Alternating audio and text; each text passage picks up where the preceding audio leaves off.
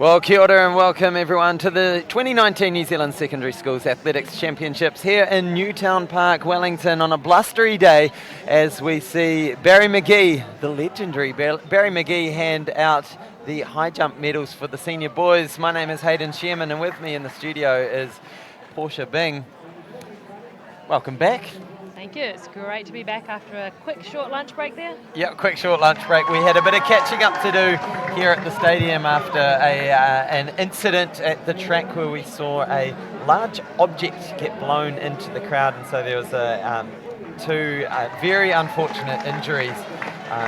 So we believe it's an athlete and a parent have been sent to the hospital with quite serious injuries. They are in a stable condition, but they are quite serious injuries. So thoughts and prayers go out to those two.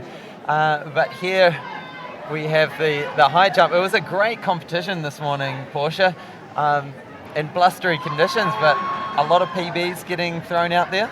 Yeah, definitely. The senior men's high jump has definitely been a bit of a highlight for me. Yeah. I think seeing not just our top guys that we kind of predicted to do well actually perform, but also a couple guys out there who are just getting PBs. Some of them quite low down in the ranks in the in the 180s, pushing right up to the 190s and the 2 metre mark, made it a really exciting competition. Absolutely. And so the lineup for this afternoon on the track, we will be covering the senior boys, senior girls 800 metres, the semi-finals. Then we'll be jumping into the quarterfinals for the 100 metres. The prelims for the 1500 metres boys and girls, and the 400 semis boys and girls. And then the 200 metre quarterfinals, that'll be around about 10 past 5. And then at 6:05, the teams take to the track with the 4x100 prelims. And in the field, what are we going to be covering off this afternoon? So this afternoon we have the senior girls discus throw at 1:30. So that's probably just about to start. It looks like it's just started. We have the pole vault for the seniors. Yeah, so an update with the pole vault. With the wind, they have decided to postpone to tomorrow. So hopefully we can get through some pole vault action tomorrow. The weather forecast isn't great, but fingers crossed. Fingers crossed, yep. And we have the senior boys triple jump, as well as the F20 shot put for boys and girls. So there we are. We see the triple jump start list. A very, very large start list there for the triple jump. Great to see those numbers coming out. We've seen a lot of jumpers. Totally. Very, very large fields for the jumps. Yeah, so 26 starters, and we've seen this a lot with the field events so far today, where we've had upwards of 30 competitors in each event, which is so great to see, especially the field events, which are still attracting good numbers. So in the triple jump, I'll quickly run through that start list one more time. So Nathan Sands, Roderick Solo, Sam Collier, Geordie Anand, Ferretti Anai Brown, Thomas Fletcher, Baden Moreroa, Hunter Archbold, Joshua Bull, Alfie Baker, Ben Clark, Warren Lee, Sam Kirby, Henry Russin, Marcus McCarthy, Sortia Misa, Sam McDonald, Elliot Manlove, Colin Sol Cashmore, Charles Annals, Jonathan Liwai, Sam Cole, and Takunda Mabonga.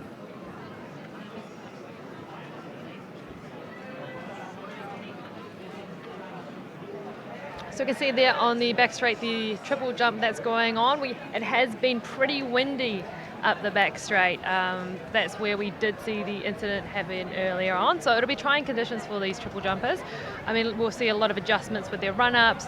The chances are that a lot of them will go into this competition with set run-ups, and they'll get out there on the runway and everything will totally change. Yeah. As we can just see there, just trying to do a run through, just trying to see where their marks are. And you can see all those ropes behind with that large, it's actually the covers for the mats of the pole vault. You can see those ropes tying it down, and so that's the cover that blew from the edge of the track over the fence and into that embankment. So pretty scary. As a freak gust of wind that came through. Winds had sort of been moderate all morning, and then all of a sudden it whipped up. There were leaves blowing everywhere, and to everyone's horror, we just saw this huge cover blowing through the air. So pretty scary scenes, but it's all tied down now. The two people who were injured are under safe care at Wellington Hospital, so there's a great response actually from all the crowd, and particularly the shot put community, because they were in that corner and rushed to pick that huge thing up off the two injured people. So cool to see everyone make sure that people are as safe as possible. So the triple jump.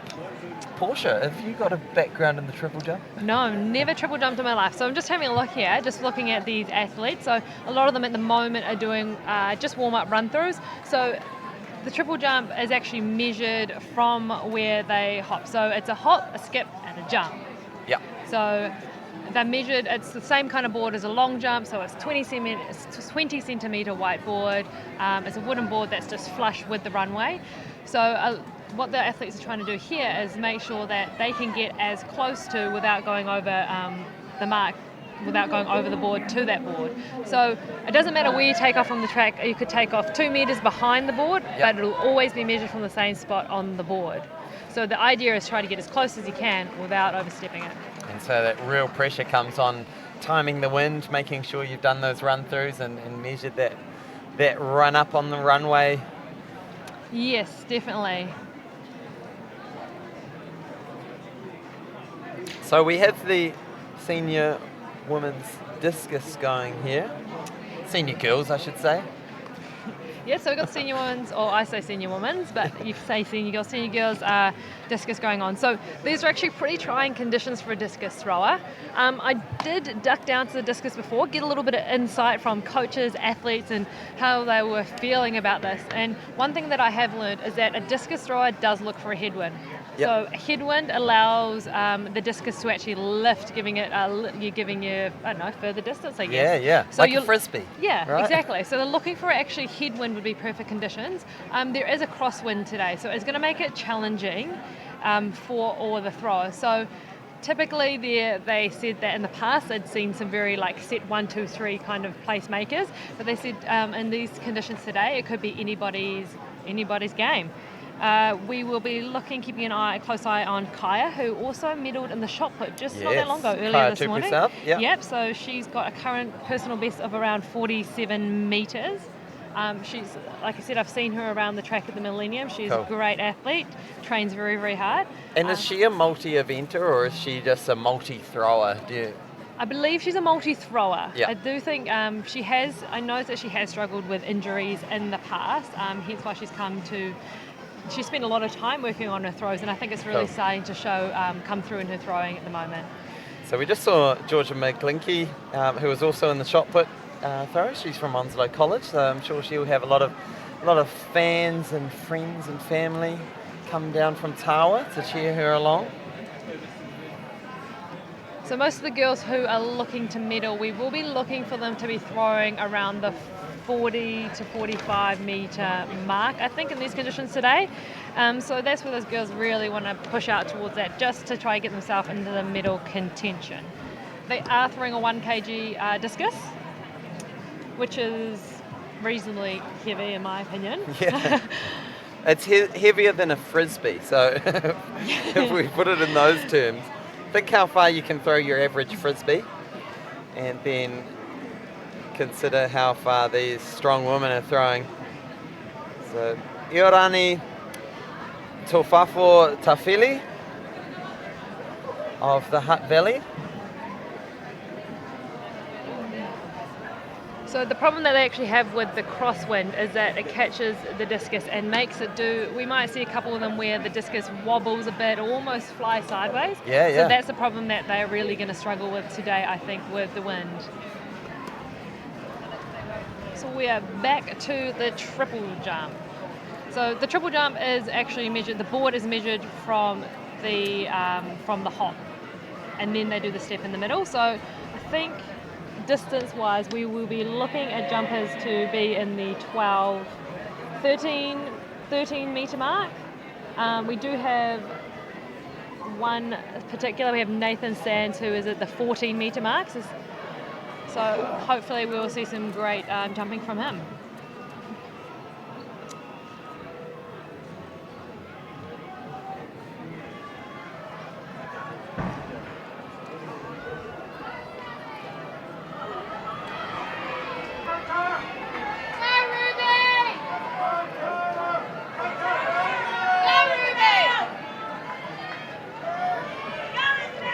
And we just see probably our first triple jump going there.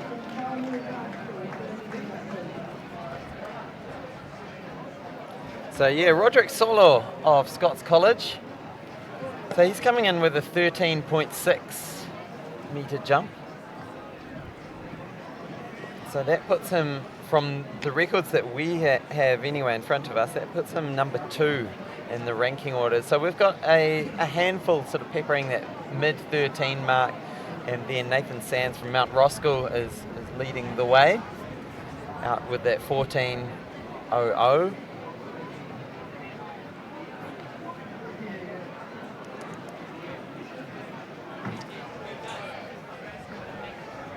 There we see the discus going possibly just to the 30-metre mark. Yeah, so that was Suluama Va'au Milatalo.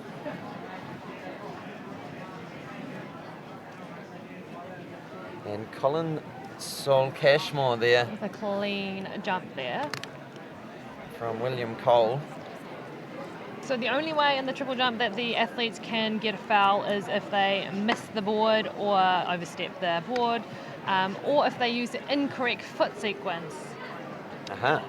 They've got 90 seconds to jump as well. So those are the rules to be looking out for. So I'm pretty sure most of our athletes are onto it, and hopefully we'll have the correct sequence, so we won't be seeing... yeah.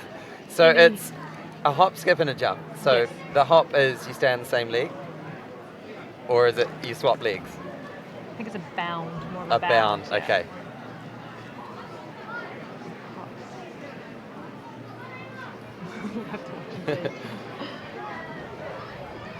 Oh no, there we go. It is the same leg. So it is literally a hop, then skip. The skip is more maybe the bound. Yeah, thing more of the bound. Yeah. So there's the hop and then the skip. So the thing about the triple jumpers is that watching a great triple jumper is that when they have a really rigid body and they just, rigid body and they get a really, really good hop in the middle. Mm. And here is Kaya Tupu South of Westlake Girls. Oh, sorry. St. Andrew. Getting it wrong. That was Tifanisa Havia, of course. Everyone at home's like, come on. Of course it's Tifanisa.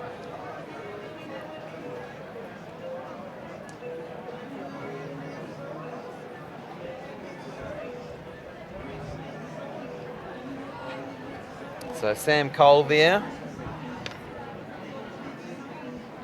So you've never tried discus or triple jump?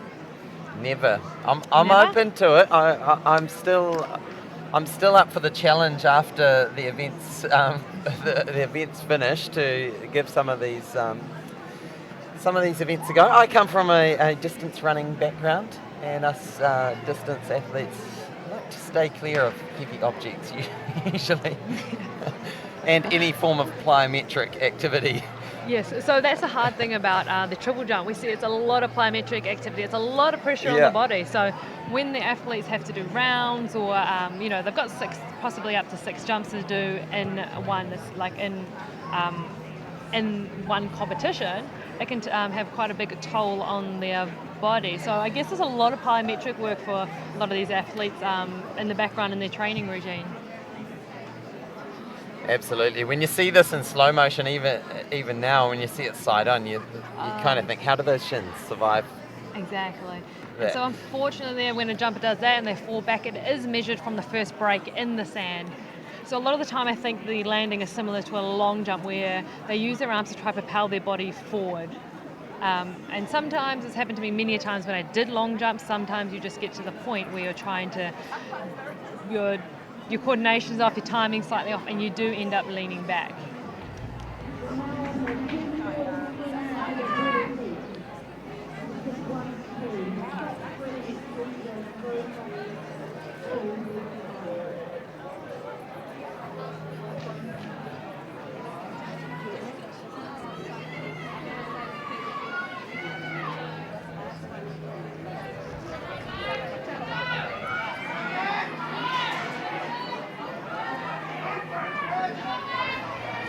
So there was Olivia Sherman just on screen, just finished off her throw.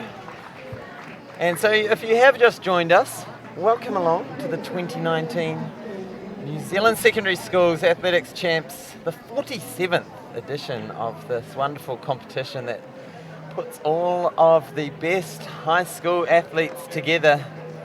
Let's see who can run the fastest, jump the furthest, throw the furthest. Flow the furthest. Flow the furthest, throw the furthest. Throw. Throw. Thinking, what have been you talking about? We're only half a day in and I'm already getting my tongue tied, so these are good signs for the rest of the weekend. Stick around, everyone. It's only going to get better. So we have a foul there by... So that was Sam McDonald, all the way from Southland. I'm sure he's enjoying these balmy conditions. Be like the tropics coming up from Southland. So like we've said before, it is difficult conditions for our jumpers in particular, just because you've got a 20 centimetre board where you've got to really nail that run up every single time. Same rhythm, especially for the triple jumpers, trying to get in their hop, their step and their jump. A lot of it comes to how they hit the board and how they take off. So Addie Magoon from Hornby High School, winding up. So getting out around about that 25 metre mark. And back to the triple jump. So Joshua Bull.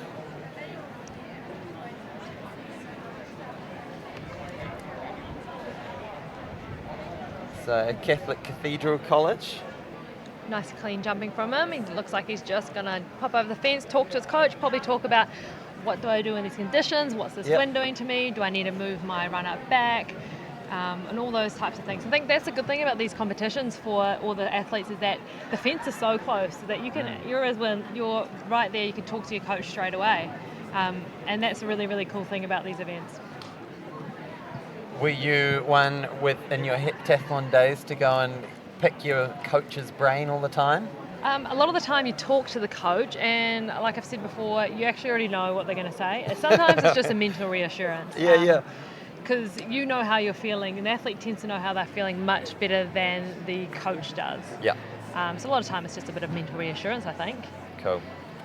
So Savannah Sheen, we just saw throw the discus, coming down from Hobsonville. Savannah's also a javelin thrower, so we will see her in the javelin a bit later. Pretty good javelin thrower. I think she throws around the 45 metre mark, so a really great all-round thrower.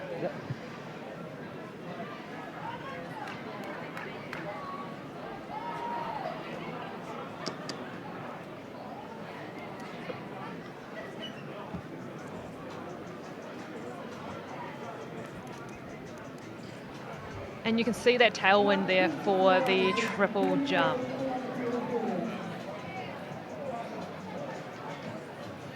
Henry Roosen from Motueka has made the trip over the Cook Strait to Wellington here, a blustery Wellington.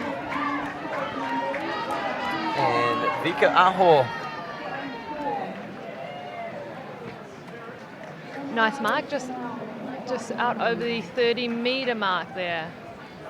Looked like a discus was flying quite well. We have seen a couple of them a bit wobbly. Like we've said, these conditions are really trying for a discus thrower. So the crosswinds actually aren't ideal for left or right-handed, I've been told. I thought maybe it might be preferable for one or the other, but they said no, crosswind's not favourable for either. Looking for that headwind. So it's really trying conditions for a thrower. I think not being a thrower, I wouldn't have taken that into account. So it's actually really good to know. And especially that it is bouncing all over the place. But here we have Ben Clark from Kristen School up in Auckland. Didn't look happy about that one. You could see the little grimace on his face. Either one, it was painful, or two, it wasn't what he was looking for. And triple jump, I'm never sure which one it is. Yeah. Probably a bit of both. Now, so Abby Ladd from Rangiora High School. Nice strong throw out beyond that 30 metre mark. So we've seen a couple throws go out there over the 30-metre mark, so it looks like we're going to have quite a strong competition looking towards the mid-30s. It is the first round, so everyone will get 3 throws, and then the next top 8 after that will move into have a final 3 throws.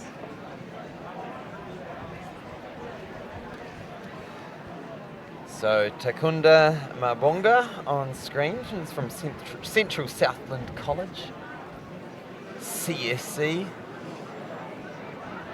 Here he comes, pumping those arms up the runway into that headwind.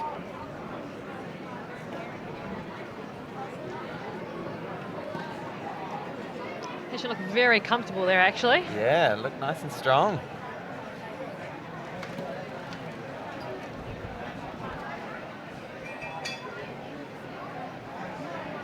So Jessica Senior out of Southland again. Good contingent and the throws from Southland actually, so well done everyone for making the trip up.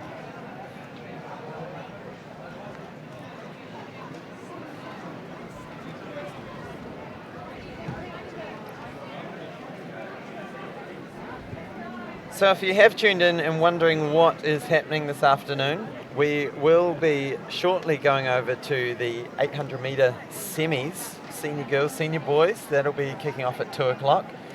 800's always a great event. Seeing how much lactate can they handle. We do have some 300 metre hurdles happening in the background as well. And so this is making up for the time we lost earlier in the day when we had to close the track. And so Marcus McCarthy from St. Pat's Silverstream. We're back to the senior women's discus that is going on as well. This is the final. Yeah, Sky Singer. So you can see her just struggling just a little bit with kind of the release of that discus there. It didn't quite fly as flat probably as she wanted it to do, so that is a little bit to do with the wind. Maybe she was a bit off balance.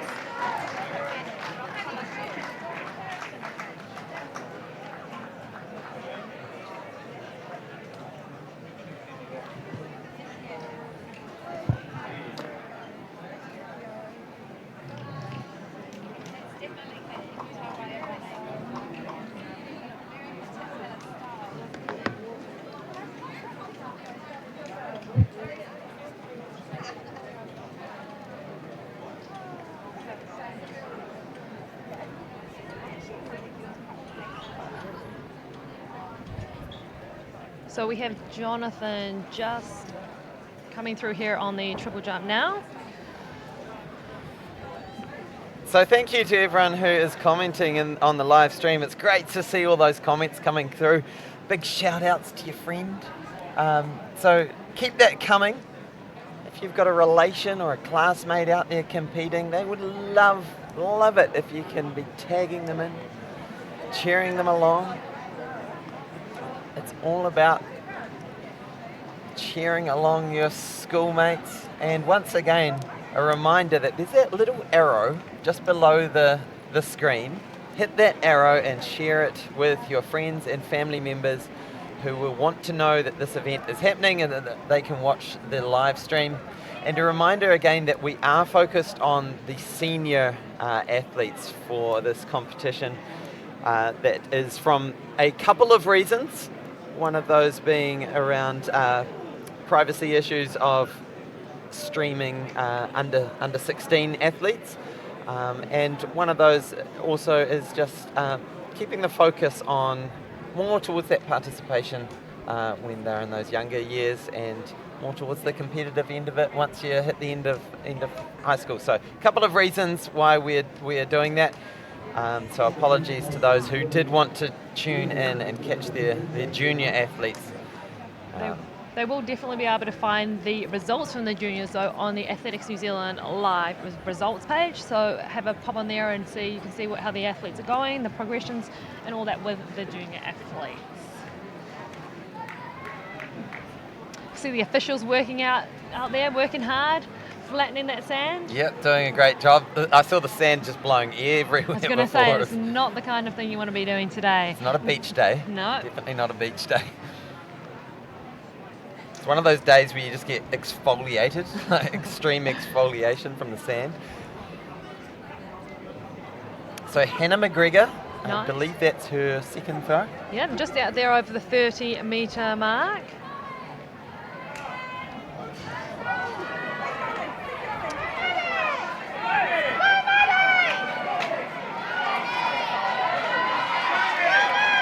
So Charles Annals there. Great jump at the end, getting great height and good extension. So it's really great to see that. You can see that there's two officials standing right at the board as well, so they're looking to see where their foot placement is, that it's not going over that mark. There's actually also a little bit of plaster seam on the end of the long jump, or it's actually triple jump, on the end of the board. So, for example, if you just go over it and the official says foul, you can also go back and look to see where that actually happened. So that's actually always really helpful for an athlete as well, to know exactly that if they have fouled, by how much.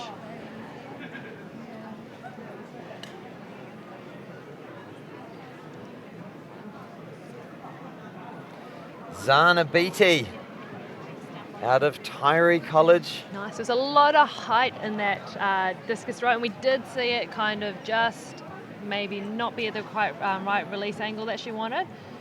There is that balance, I think, in the release of a discus between, you want it to go high, not too low, but I guess in these kind of conditions, if you release it too high, it's going to catch the wind. You obviously don't want it going straight up in the air. You obviously don't want it going parallel to the ground, somewhere in between. Yeah, it's been a long time since I threw a discus, and the hardest thing it's a lot harder than people expect it to be, I think. Yeah. Technical, in terms of the throws, it is one of the more technical events. I know for multi-eventers, for decathletes, having spent a lot of time with decathletes in the past, they spend more time on discus than they do on any other throws. Wow. So Fierity and O'Brown from St. Pat's, just around the corner. St. Pat's Town. Here he goes, getting those arms pumping. Good speed on the runway.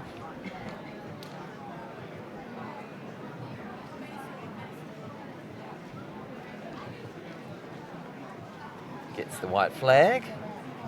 And this time we're using the tape measure, not the laser. Yeah, I was wondering that. I did see that, and I was wondering why they're doing it in the throws, not the not the jumps. Typically you'd see the laser be used at an international level in both. I wonder if it's a wind factor. I've got no idea about the science about it, but if things are blowing around, it might interfere. Don't know. Someone will be able to tell us in the stream. Okay, so Hunter Archibald, Amuri Area School. I have no idea where Amuri area School is, so I'm going to do a quick Google. It's got a really strong takeoff there. Had a great start there, really, really great start. You can see him just actively driving for those first few steps. So we had you just saw there we had a little bit of issue with the discus there. The athlete just collapsed their front leg. Sophie Andrews. I'm sure she wouldn't have been happy with that. It is just, she still does have another couple rounds to go. See the athletes there just checking out the wind, making adjustments where needed. So it does make it a bit tricky for them at this point, because before, I'm pretty sure about 2 minutes ago, I was saying, and they've got a tailwind, so they might be moving their run-up back, but by the looks of it, it's a bit of a crosswind now, so it is a little bit all over the place, which makes it, I'd say, more trying for these athletes. So Geordie Anand, let me get there. Alfie Baker, of course, we've seen a bit of Alfie. Yes, we have seen a bit of Alfie. Gets the white flag there. Out of Christ's College. So I do have to do a big shout out to Amuri Area School. I had no idea where Amuri Area School was, but it's out near Hanmer Springs, beautiful part of the country. So great to have some competitors from that part of New Zealand. If you're from there and you're watching the stream, do comment below.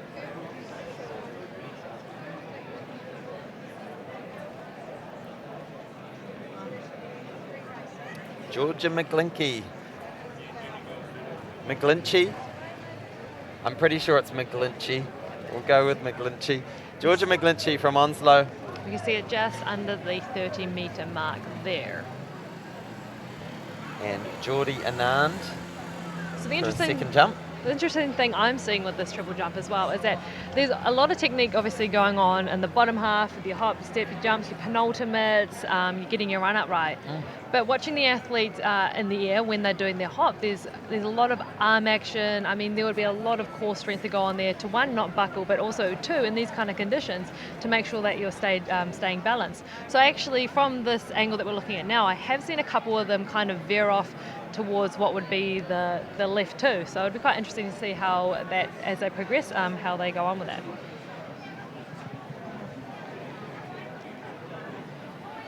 Iorana Tofafo Tafili. Oh, and she just catches the net there with the release. She looked really, really good there in the turns. It looked like she just released a little bit early.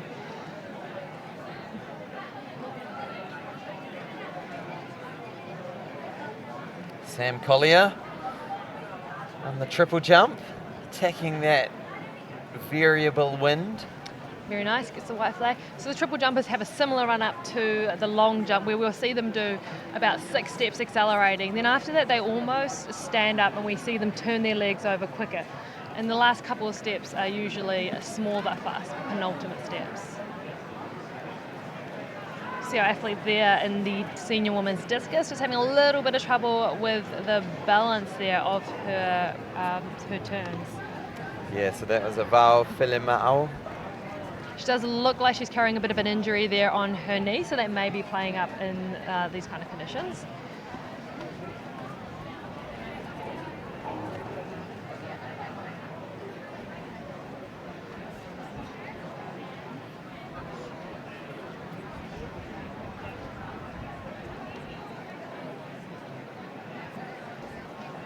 And we see the discus move just out to around the 30-metre mark.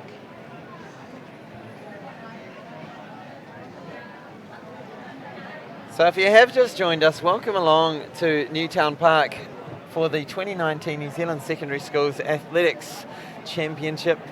It's great to have you with us on the Sky Sport Next broadcast on YouTube. And a reminder again to hit that share button, share it with your friends and family, schoolmates.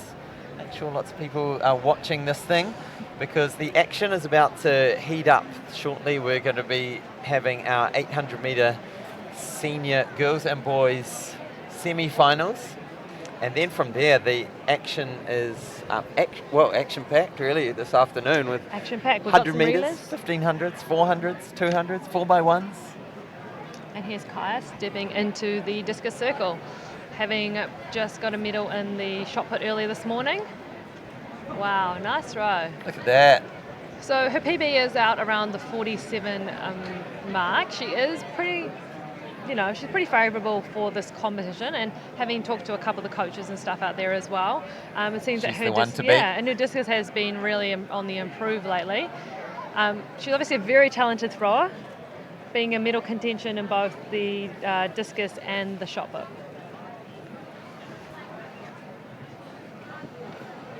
So Colin Sol Cashmore out of William Colenso. Also getting the white flag. We haven't seen any of these triple jumpers yet struggling with any kind of wins. They seem to all be nailing it, getting the board, or at least not fouling. Yeah. So Warren Lee, Kristen Schools. So do you think that might be a case of playing it conservative to begin with? Yeah, and I think you would know going into the event that, okay, it's windy, so my game plan isn't going to be exactly what I thought it was. In that situation that we just saw, and he made a little bit of a stutter in his run-up in order to make the board. So we will see athletes also possibly compensating in different ways, just to make sure that they're getting those legal jumps in. So Tapanisa Javier of St Andrews, getting it out towards that high 30s, or low 30s I should say.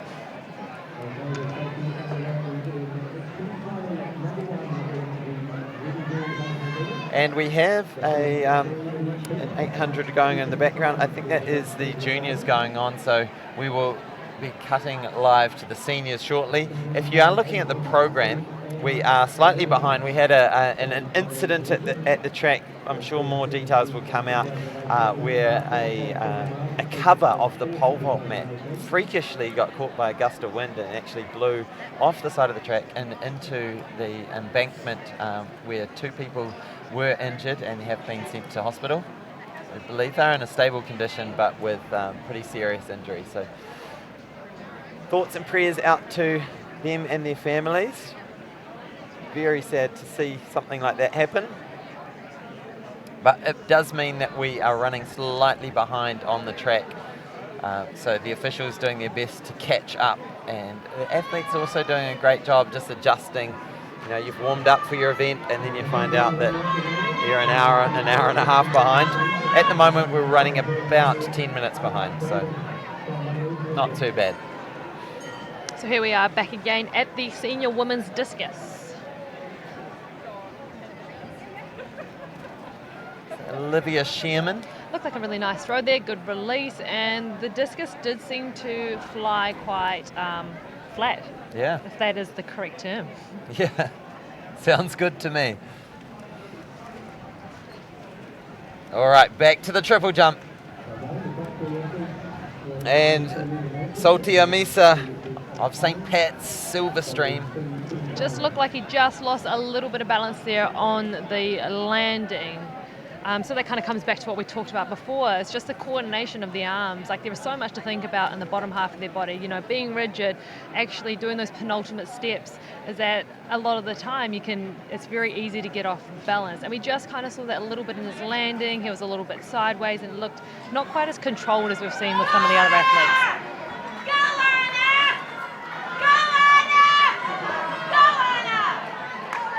So Amania Murphy of Upper Hutt College. And that's out beyond that 30-metre mark again. So a good number of throws getting out beyond 30 metres this afternoon. So it looks like it'll be quite a tight competition between that 30-metre mark. So Baden Moreroa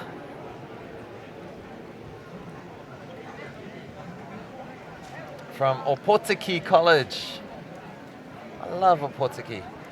That was probably a little bit of an unusual run-up compared to the other athletes. Not saying that there's anything wrong with unusual. Sometimes the most unusual technical things work really, really well for some of the greatest athletes.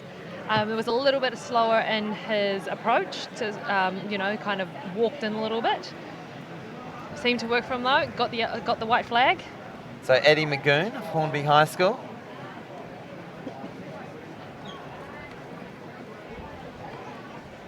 So not moving across the circle, right up towards the front edge, just a standing release.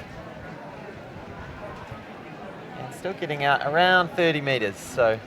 Still getting a fair distance on that, and obviously that's actually really exciting for an athlete like that. They have so much room to improve, between technique, turning and stuff like that, so it's quite an exciting throw.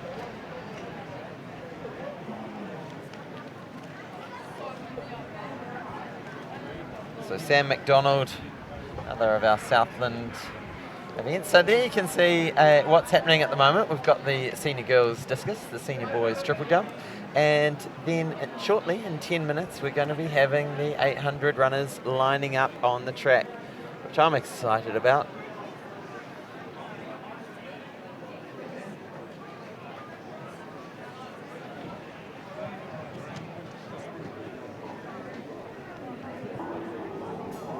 So it's great to have you with us here in Newtown Park. If you've just joined us, the conditions here are blustery, to say the least.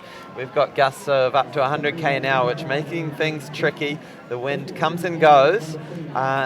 Temperatures are sort of around that 20-degree mark, so not cold, but with that wind chill, it's certainly, for these field athletes, they need to stay warm between reps.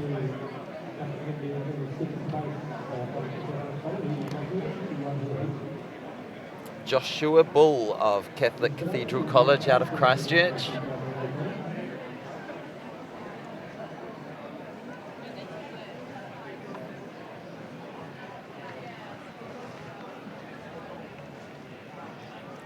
Vika Aho of Epsom Girls. Nice strong throw. Nice. It looks like it's just out over the 30-metre mark. Seeing a lot of athletes out there at that 30-metre mark, so that looks like there will be a bit of contention to make the top 8 between all the athletes throwing out at that 30-metre mark.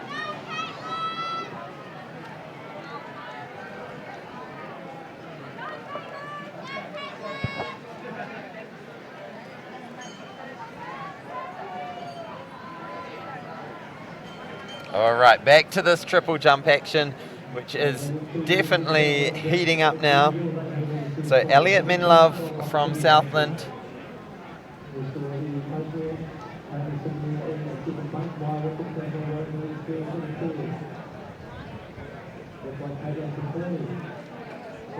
Crossing back to the senior women's discus.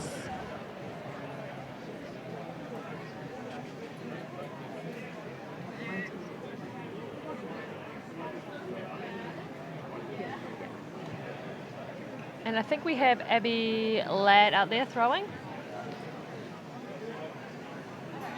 Away from Rangiora High School. Yep, she's out at the 30-metre mark as well. Another North Canterbury athlete. It's great having all these athletes from all over the country. Places where a lot of these athletes don't get to train on these beautiful Mondo surfaces. They're out there on the grass and dealing with mud and all sorts of things. So Henry Roosen from Motueka High School.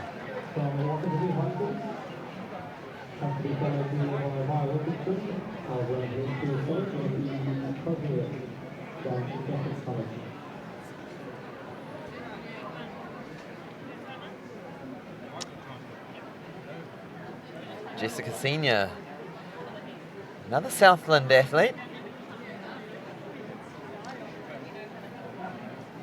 Also out at the 30-metre mark. So it looked like she just didn't quite get her weight kind of through the front of... She looked like she was sitting back a bit.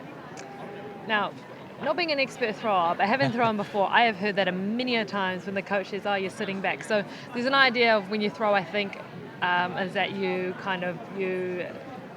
a lot of the power comes from your hips. So yeah, should be looking to hopefully improve that on the next jump. On the next throw rather than jump. Yeah. Speaking of jumps, Ben Clark there just finishing off another triple jump from him. He looked a bit disappointed with that one. Didn't quite hit the board like he might have wanted to. So most of our triple jumpers will be looking to jump around the 12 to 13 metre mark. Just for reference, the world record is 18 metres 29. Wow. That's a lot for 3 jumps. That is impressive. When you just divide that by 3 and understand each of them averages 6 metres is phenomenal.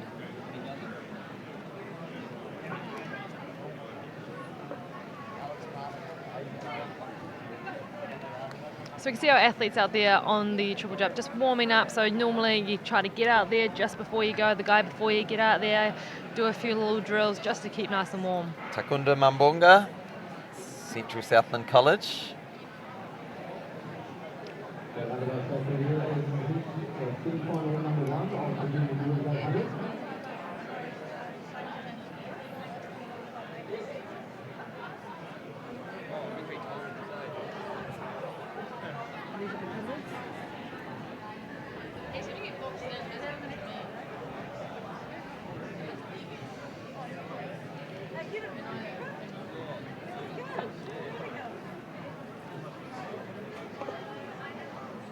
Okay, this is Marcus. Than some of the other athletes, so let's hope he can use it to his advantage. Probably the best shorts in the competition. Probably. We can put a vote out there, and also the best sort of dismount. That'll stop you falling back and shortening that mark. Much better off to go forward than you are backwards. Yeah.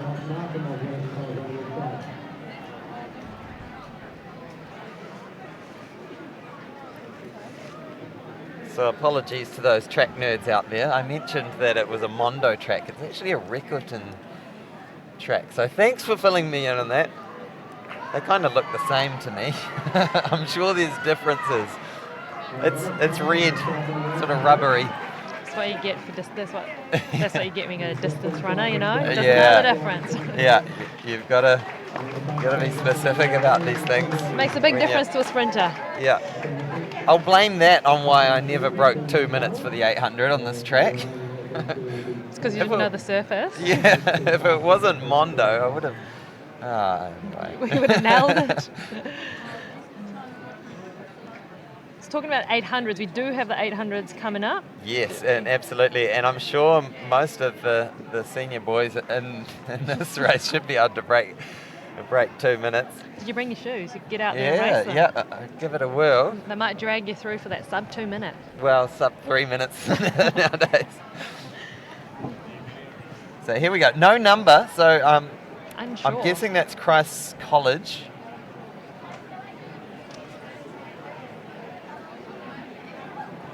Getting the white flag.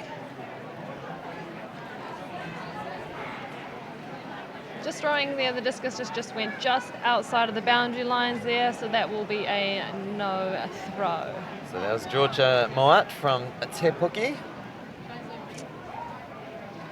Looks like she released it just actually a bit early. She was right-handed and went out to the right, which tends to suggest she just released it just a bit early there.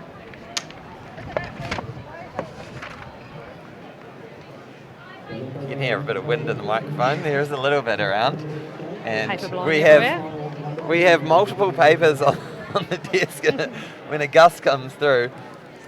All downhill. Here we have. Who do we have here? Sophie Andrews. Sophie also just kind of hitching out to the right there. I wonder if there's a bit of wind component down there that's really affecting the athletes, because we've seen a couple in a row end up outside the boundary on that right hand side.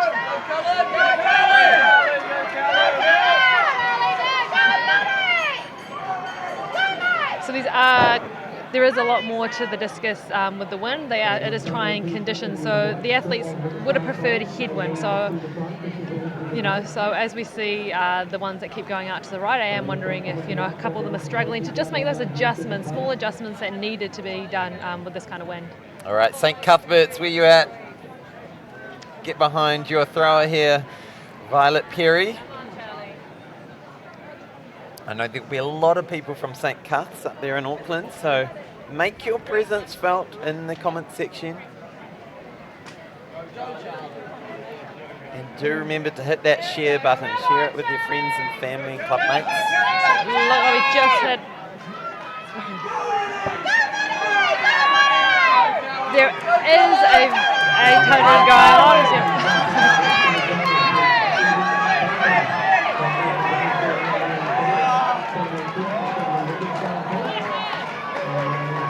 So there is some very exciting junior races going on as well.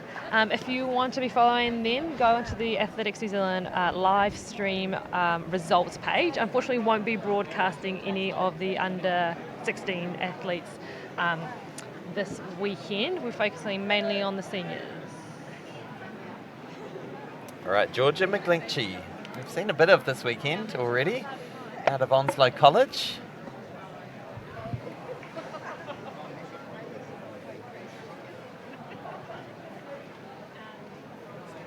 So it looks like she's probably just borderline the 30-metre mark out there.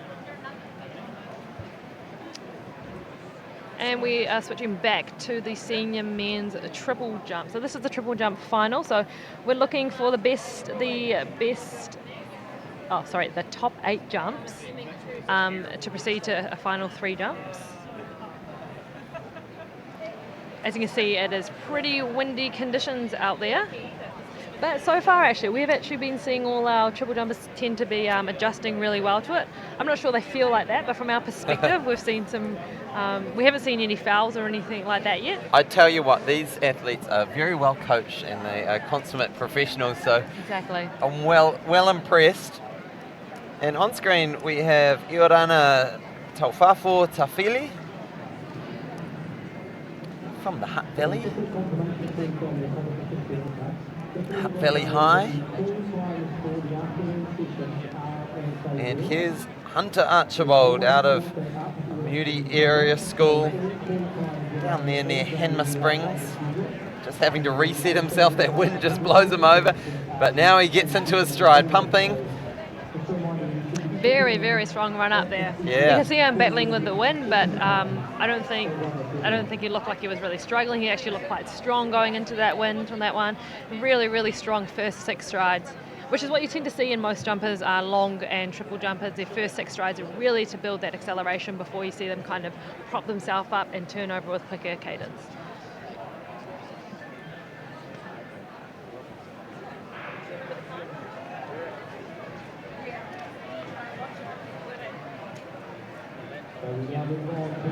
Aval Filimao. Just catching the net there.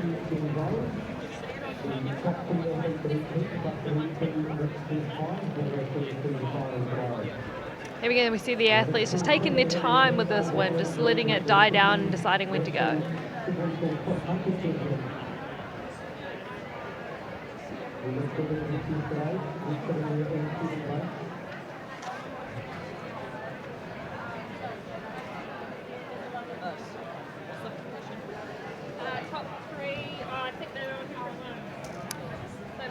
So Sulu Ama Va'o Malitoa Talo.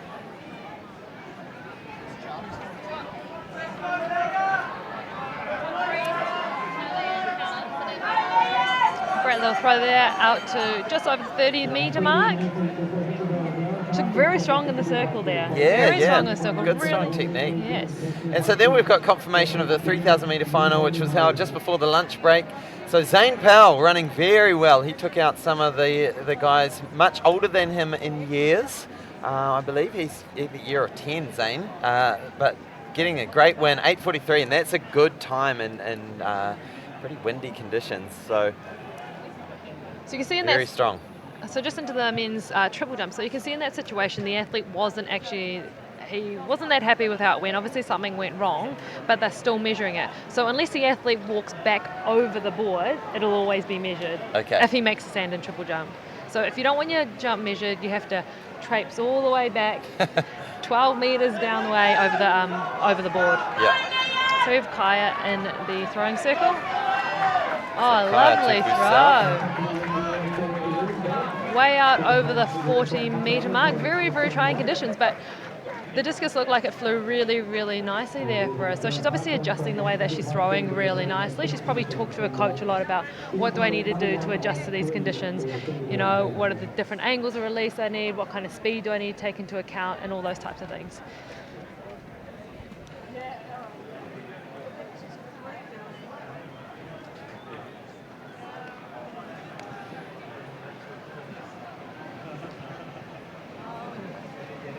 So Sam Collier now out of Southland, boys.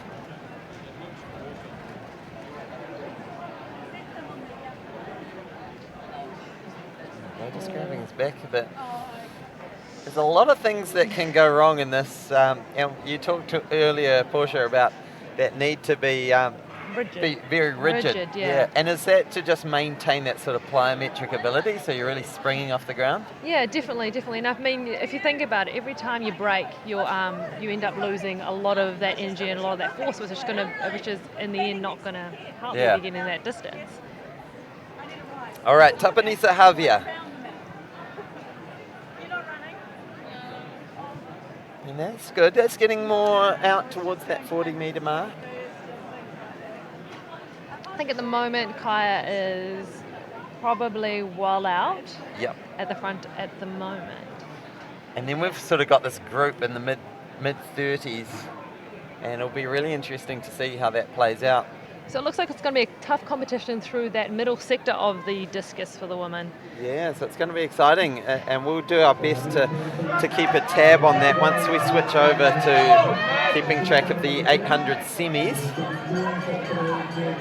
So just going into the final lap here, this is the senior men's semi-final in the 800 metres. And yes, they do have to run heats, semis and finals, so that's 3 rounds for these young athletes. It's pretty hard for them to get out there and run three rounds. Is that kind of the normal there? Yeah, I mean that would be very unusual for a senior ranks in the open men's, but these guys are are well up to the challenge. So you can see them really pushing through there, through the wind, breaking through. They actually probably know that there's going to be a bit of headwind on this top bend, so a lot of them will be using that back straight or wherever they find themselves a tailwind to try and get ahead. We can see them really starting to struggle now a little bit. We can see them looking around, seeing how much energy do I need to use in order to just make it through. So it's Logan Cowie's leading the pack here, and then Mitchell Snell's put his foot down. He's really stamping on that. Logan Cowie had to do a lot of the hard work. He's just hanging on for that third place. But it is Mitchell Snell from Lindisfarne College. Really solid last 100 metres into what is a pretty stiff wind.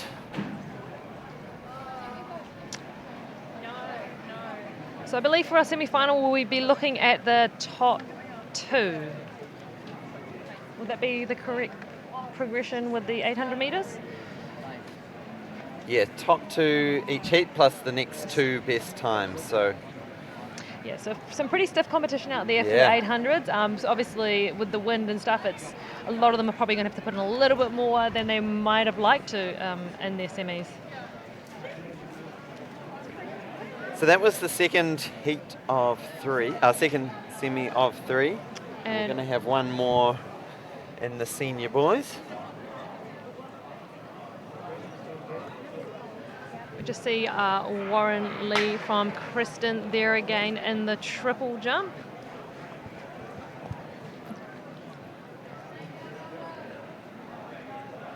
And was it a false start that we just saw in the 800 metres? Wow. Unusual. It's amazing. I assume it's the same rules as sprinting. Yeah, well, there's a green card, so it's a general warning for all. Consider yourself lucky if you've got a general warning. Doesn't often happen. We see the athletes take the marks. And a clean getaway this time. It's sort of a running joke amongst sprinters, the starts of distance runners when they have their same arm forward as their leg. So we do see them run the first 100 in their lanes, and then they cut in. Here we go. Now we start to see the athletes slowly cut in. This is the most dangerous part of the event. It's always a little bit messy. Sometimes we do see a bit of tripping, a bit of pushing. Yeah, absolutely. You can see it now. A lot of argy-bargy. Yeah. One of our athletes almost going down. So going through the start list, we've got Noah Fenwick of Hagley, Joseph Sinclair of Whanganui, Louis Howell of Cashmere, Ben Kelsey of Auckland Grammar, James Harding of Kings, Oliver Marshall, Naked Boys, Isaac Chattel of Auckland Grammar, and Rudri Brosnan of John McGlashan College. So 800 metres is just 2 laps, but we say just 2 laps like it's easy. It is probably one of the harder 2 laps. Yeah, so Oliver Marshall going through in 59 high. He's leading out, looking nice and strong as well. Now this is a brave move leading from the front because you're having to do a lot of hard work into this Newtown Park wind. And he's the taller athlete in the field, so those behind him will be getting a nice little drag. And as we see is that our King's College athlete, James Harding, just coming past him. So a bit of a move here. So Oliver just getting left behind. He's going to have to be careful here. You can just see that lactate just setting in now, those heavy legs. He's certainly slipping off the pace. So top 2 will go through, and the rest will need to hang on for as fast a time as possible. So it looks like it's going to be a sprint to the end, which is something that we commonly see in the 800 metres. It's never fun to see a sprint to the end, but here comes... So Ben Kelsey getting those arms pumping, and then it is Louis Howell, I believe, just next to him. Sorry, James Harding. So Ben Kelsey and James Harding make up your top 2, and then it was Louis Howell. And just over that 2, it looks like they went through in just over 2 minutes. Solid. Could have got in there. Yeah, so the 800, Portia Bing is with me in studio, and she's done a few of them, but usually it's at the end of a very tiring weekend. Yes, not anymore. It's 4 hurdles now, but used to run 800s as the last event of a heptathlon. So that must have been your most fun event of the weekend, surely. Do you know what? It always was the best event because there's a lot of points to be made in an 800, and you always know that you can make up time. You get nothing to lose, and there'll always be those athletes who are a little bit scared of it. So yeah, the power-based girls who are a bit afraid of that distance. Yeah, and I was like, there's a lot of hurt that goes on in 800 metres. Absolutely. So Jessica Senior. And throwing the discus. And it looks like we're just around the 30-metre mark there.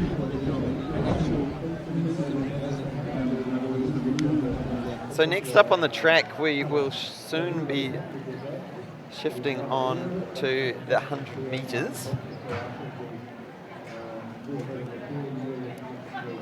There we go, we see our first the take-off board.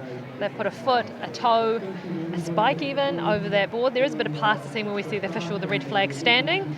Often the athlete might go have a look. That's why the official's flat there.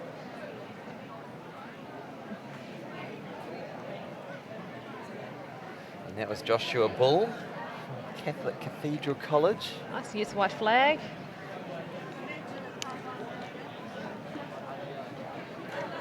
So if you have just tuned in, welcome along to the coverage of the 2019 New Zealand Secondary Schools Athletics Championship. This event is in its 47th running, and for the first time ever, we've teamed up with Sky Sport Next to broadcast this live to YouTube. So it's great being able to stream this all over the interwebs, wherever you are in the world. It's great to have you tuned in. So if you are tuned in from outside of New Zealand, be sure to just comment below. Tell us where you're from. It's always great to see uncles and aunties or cousins who are all around the world. And feel free to comment and let us know some technical information. If we've missed something, if we haven't got a rule right or something like that, we'd love to know so we can fix that if needed. Absolutely. In the coming days. Neither of us are throwers. We come from a distance background. I'm a multi-eventer plus 4 hurdler, so definitely the more we can learn, the better.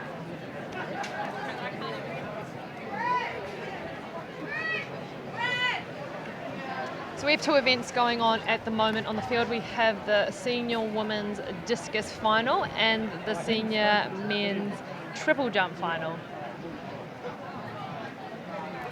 So there we go. On the field at the moment is the girls' discus and the boys' triple. Then coming up, we're going to be having the girls' 800 metres and then the boys. So they're going to be the semi-finals, or if we just finished that final 800. So it will be the 100 metre semi-final, quarterfinal. Sorry.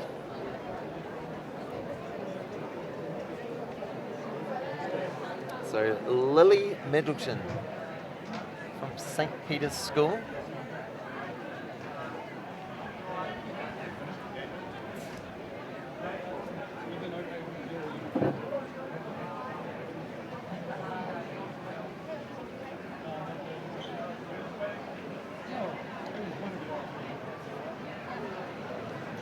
And Hannah McGregor from Aquinas College winding up to spin across the circle. Just losing her balance a little at the end. We see it go just out of the boundary lines to the right. So, like we said before, we've seen quite a few of the athletes maybe struggling a little bit with the wind here today, all the conditions, but tends to suggest possibly that they've released the discus a little bit early and opened up a bit early, leading it to kind of veer to the right if they're right-handed. We've seen half a dozen of those happen.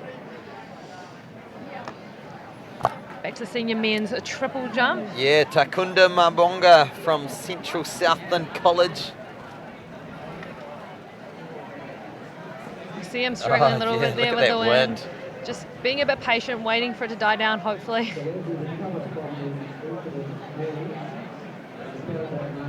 And he gets the red flag, unfortunately. Disappointment to see that red flag. Thanks to Pack and Save and all the sponsors who have helped make this event possible. And Victoria University of Wellington, of course. Many of the athletes here will be shortly about to sit in a lecture hall there next year, I'm sure.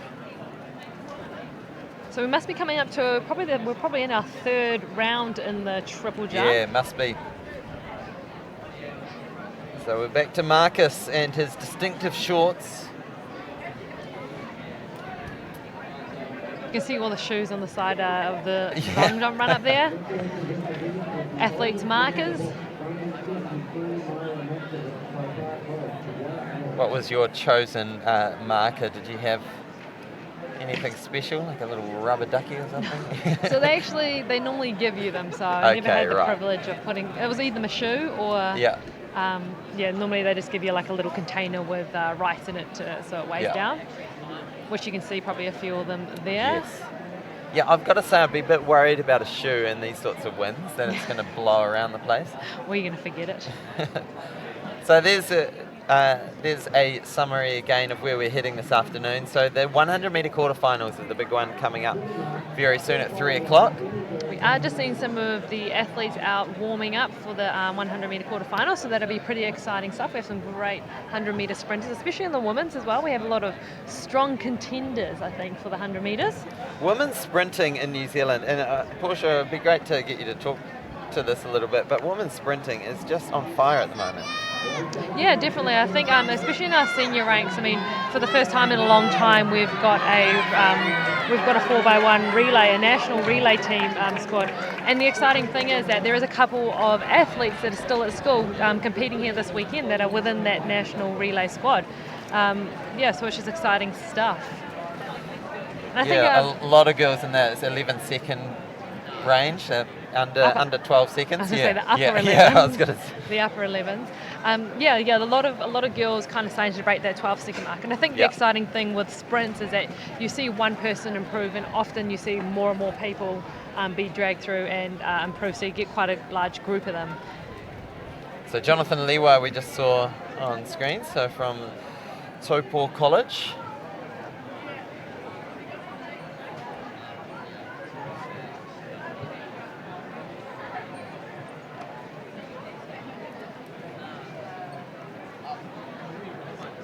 And if you're wondering how windy it is, well, those ropes in the background will give you a good clue, because they are there to tie down that huge cover that usually goes over the top of the pole vault mats, and actually blew off the side of the track, over that fence that's about 1 metre high and onto the embankment. We actually saw 2 people in the crowd get injured earlier in the day. So really unfortunate, sad scenes where we saw 2 pretty serious injuries. They had to be taken off to hospital. So it was a pretty sad event, but it has meant that the rest of the day has been delayed. We had ambulances on the track sorting that situation out. And our pole vault has been postponed. Yeah, till postponed tomorrow. to tomorrow at least. So just because of the winds. Yeah. Definitely not ideal conditions to be hurtling your body 4 metres into the air with 100 km/h gusts. Definitely not. So we can see our athletes down there just in the background before coming down from the warm-up track and from the call area, getting ready for some hundreds. We see them all rugged up as well, so not the warmest conditions, but we've still been seeing some great performances over the weekend so far. So Nathan Sands from Mount Roskill. Mount Roskill, where you at? Let's give us some comments, eh? Keep those encouragements coming. We'd love to see those positive comments in the YouTube comment section.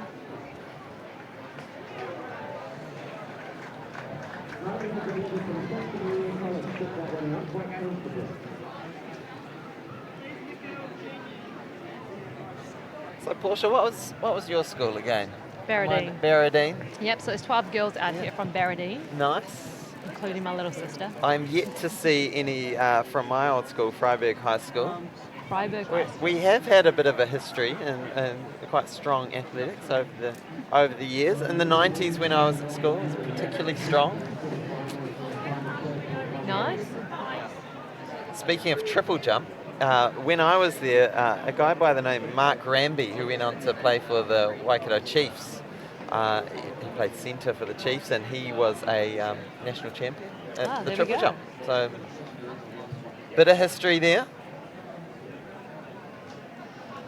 So, Whiritia Anai Brown of St. Pat's,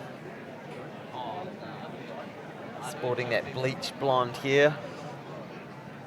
It's a very important part of when track season arrives. It's getting the look right, isn't it? Yeah, I did Yeah. notice that there's a lot of girls here with very, very fancy braids going on, but it's actually really common, even at a world-class level, you see all the girls just absolutely glammed to the max. Nails matching the Nails, uniform. makeup, hair that matches the uniform, nails, like a ton of jewellery. Yeah, It's yeah. very common in track. Especially the sprinters, right? Yes. It's all about how you look. Nice, there's a nice little pop there. Yeah, so there was Hunter Archibald. He made that look quite effortless, actually. Yeah, nice. Got quite a lot of height compared to what we've seen in a few of the other jumpers. He got the white flag, so that's always good. You can see the officials getting down there to try get the exact centimetre.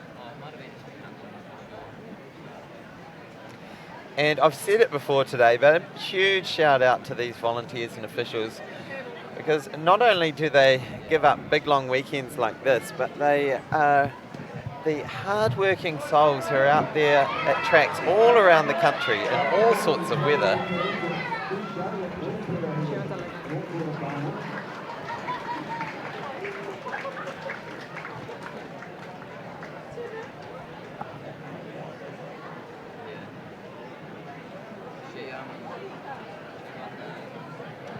So athletics definitely couldn't work without all the hard work from volunteers, and also coaches, teachers out there who give up their lunch times and after schools to go out there and help these athletes achieve their dreams. And all those volunteers raking that sand that keeps blowing away every time they rake it. We'll need to start shipping in new sand, I tell you, because this is blowing out to Lyell Bay very quickly. You keep seeing the athletes there kind of putting their arms out, looking like they're saying what, but they're actually just checking the wind, just like there. You see them. Getting a feel for the wind. Yeah, it's like it's not an angry thing. It does look like an angry thing. So Geordie and Nand, Christ College. Looks like a very technical jump there. It looked like he really had that his hop and his skip really down there.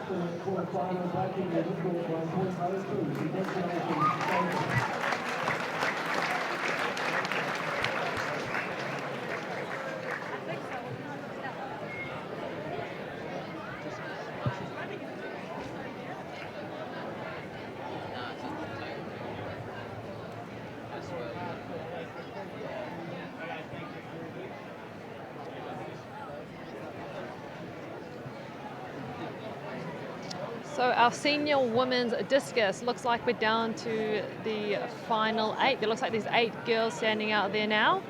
It's been narrowed down, so these final 8 girls will get 3 throws each. We'll start with the shortest distance from the qualifying rounds, right out to the furthest in that order.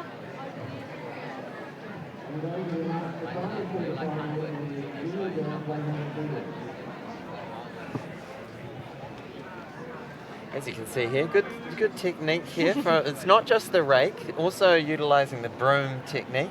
Bending at the hips, nice. We don't want bad backs here today. Really going for that smooth look.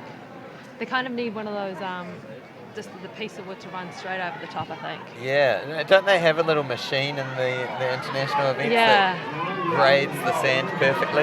They don't have the people, they have the machine. Yeah. I remember taking my daughter to a shot put event, and it was sort of a sandy pit that they were throwing into. And she just wanted to play in the sand. I was trying to tell her that there was a 7 kg rock being biffed 2 meters, but a 2-year-old, she just wanted to get up and play in the sand. So we just have the senior women's final in the discus there. I think we have Savannah out there. She looked a little bit disappointed there. Just by her body language, you can see that she looks like she's got a little bit of stress going on, so I'm not sure if she's kind of battling with the conditions at the moment. Or something. She didn't look that stoked about that throw. And this is Olivia Sherman. I do like the last name, very close to my own, Hayden Sherman. There's not many of us Shermans and Shermans around, so we do have to stick together. So here's Olivia Sherman, from Kiri High School. Oh, nice. And looking at the high 30s for that one. Yep, Maybe looked like mid 30s. it looked like it was really good release. Like it was one of the only discus throws that we've seen today that you didn't see the discus kind of wobbling around. So it looks like she's really got that under control. So this is round 1 of 3 for the women's discus final. We can see that at, it looks around the 39, 27? Maybe that was the previous one, not sure. Yeah, doesn't look correct. So Vika Aho from Epsom Girls. There you go, 33. 33.82, right. So we'll try and keep a track of how these 8 ladies are sitting for their final three throws. Having a tongue twist here. I was going to say free throws, but that's basketball, isn't it? So Vika Aho getting into that mid-30 range. Yep, mid-30 range there. So we did say before that the mid-30s was kind of looking like close contention for a lot of these discus athletes. We did have Kaya who looked like she was a little bit further out in the lead with her throws in the qualifying round for this final.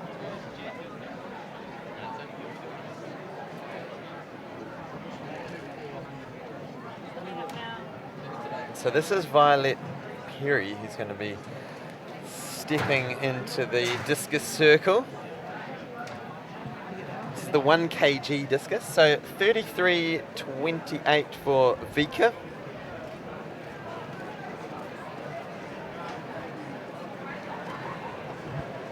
So that was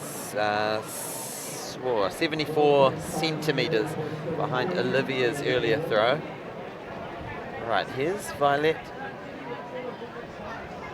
And that's a good strong throw. That could be out to 40 metres. Looks pretty close to me. She doesn't look super pumped, but it's a nice a really long great throw. Yeah, it looks like it is probably just tipping over that 40-metre mark, which will put her in a great medal contention if she's just pushed out over that 40-metre mark. Totally. So St. Cuths, if you're watching from St. Cuths, be sure to share this with your classmates because she's got two more throws to go, and she could be well within a hunt for a medal. Here we go. They're just changing it over. So 38.82. Oh, just changing it. It's a little bit deceiving from here while we're watching it on the field, where the 40-metre mark is. It's right in front of us, but the angle is deceiving because they kind of come diagonally across the field. They start in one corner. I'm trying to make excuses for how bad our perception is. But whatever they're doing, they're throwing a lot further than I could throw, so I'm well impressed. So this is Hina Fonohima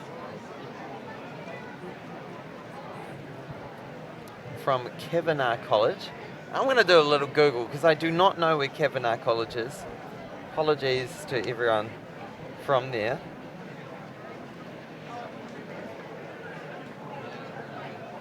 It is Dunedin, of course, you're right. Everyone watching there. So we do have the 100-metre quarterfinals for the senior boys and girls coming up. Senior girls start in 15 minutes time, as you can see there on the screen, and the senior boys start in about half an hour's time. So some exciting track coming up. So this is Centane Noom Duckworth from Rangatoto.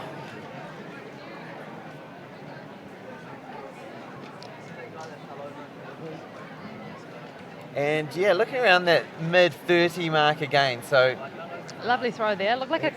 And it's good to see the sun peeking out occasionally as these clouds go flying past. Gusts this afternoon have been up around that 100k mark. We are predicted to get some rain this evening, hopefully that holds off. But at the moment, conditions are sunny, but windy. yeah, but very windy. You'd kind of call this a normal day in Wellington. For the rest of the country, Windy. they're like, what the heck? People live here. People do outdoor sports in Wellington. I know. I went for my run this morning, and I used to live in Wellington, and I've got some routes that avoid the wind, head into the hills and the bush, and you've got to find them. And here's a great looking throw. That's peppering that 40-metre mark. Yeah, considering I said that before and it was 2 metres under, I don't want to oversell anymore. So Zana Beatty She looks very happy with that, though. Tyree. So we've seen her this weekend before as well. I think she was in the shot put. So we've got a lot of talented girls in the throws competing in multiple throwing events. And to be fair to them, none of these throwing events don't necessarily go hand in hand. It's like a high jumper and a long jumper. Just because you're good at one doesn't necessarily mean you're good at both. So there's a lot of talent out there on the field.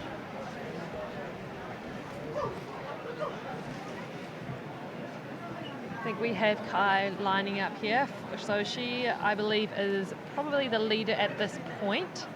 Oh, there it is. There we go. 40-69. So that was to Zana Beatty, wasn't it? Yes.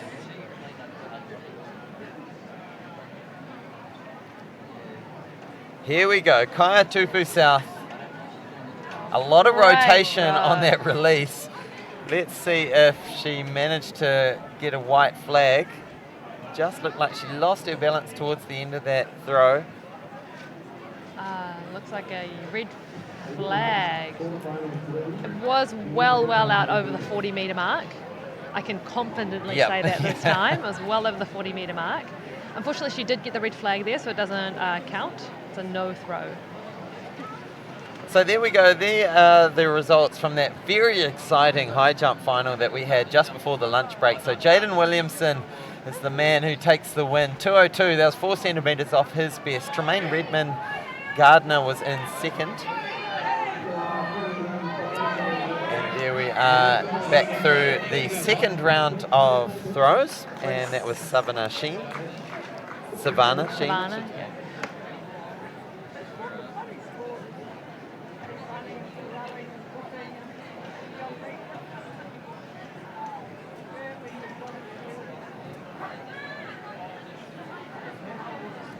All right, Olivia Sherman is lining up. Now she's had her previous throw at 33.82. She'll be looking to improve that and just slowly move up the ranks in these last couple of throws. We have seen it happen many times before where athletes are ranked about 8th and in the last round come through and end up in medal contention. So at this point in time, it is still actually anyone's game. Yeah, I mean, if anyone saw what happened in Doha with Tom Walsh throwing one of the best throws in history, and then lo and behold, very last round, 2 cheeky athletes come out and throw just mind-boggling throws, and it was very close for that top 3. Probably you'd call it the best shot put competition we've ever seen, certainly in the men's ranks. Yes, definitely. It was an amazing competition. And that's what you look for as a spectator. Yeah. That's what you want as a spectator. You want it to be high action, anyone's game. I'm sure Tom Walsh was like, bit of drama. I don't want this. Yeah, I don't want the high drama. action. But we know he's such a competitor. He had Jacko just driving him through his sort of younger years, and now he's got these Americans pushing him along as well. It's a great time to be a fan of shot put at the moment in the world scene. So we saw then a 33.38. Yeah, so this is Vika Aho of Epsom Girls.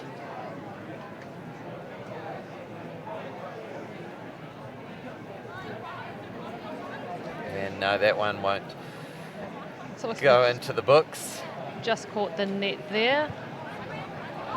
So it's actually quite common to see this happen in the finals for a lot of throwers. I often get some no throws and things like that as well. As the pressure goes on, they kind of start to push the limits a little bit, see what they can do.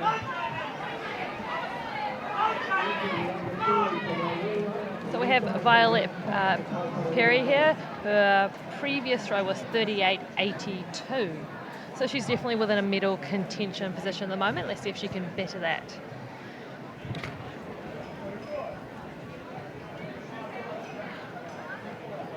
It's a solid throw. She looks like she's kind of within the same range.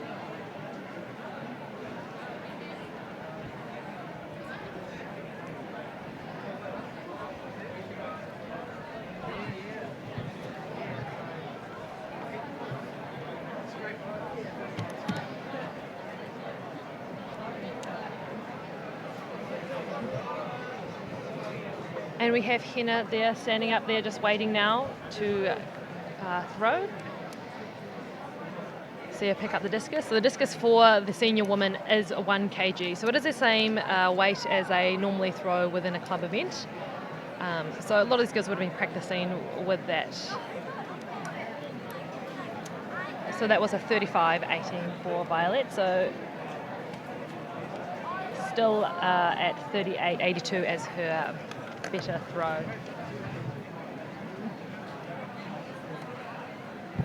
was coming over to tell her I can't believe they left her by herself and All right, so I'm back at a very important meeting. No one even noticed that you went, mate. Yeah, in capable hands with Portia Bing here on the mic. World Championship representative, New Zealand record holder in the 400 hurdles. Are there any other New Zealand records that you hold, Portia? I used to hold the heptathlon under something and under something. Yeah. And but we have so many great heptathletes coming through, so it was exciting when someone actually breaks a record. Once you pass that age group, there's no point in you holding on to it. Yeah. It's really nice to see young athletes coming through, and also the 4x4. So hold the 4x4 with the girls in Glasgow when we ran it. And what is that? Do you remember the time? No. No, I just remember the experience, which was great. So 3 something or other. yeah.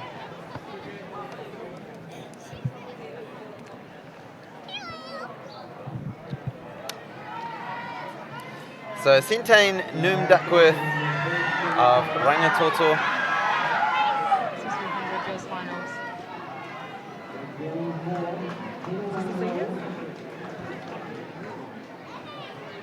So we just saw, just off screen, the heat 1 of the senior girls semi-finals in the 100 metres. So we can confirm it was Hinawai Knowles from Cambridge High School taking out the win in that. Very comfortably as well. So she'll be heading through to the next round.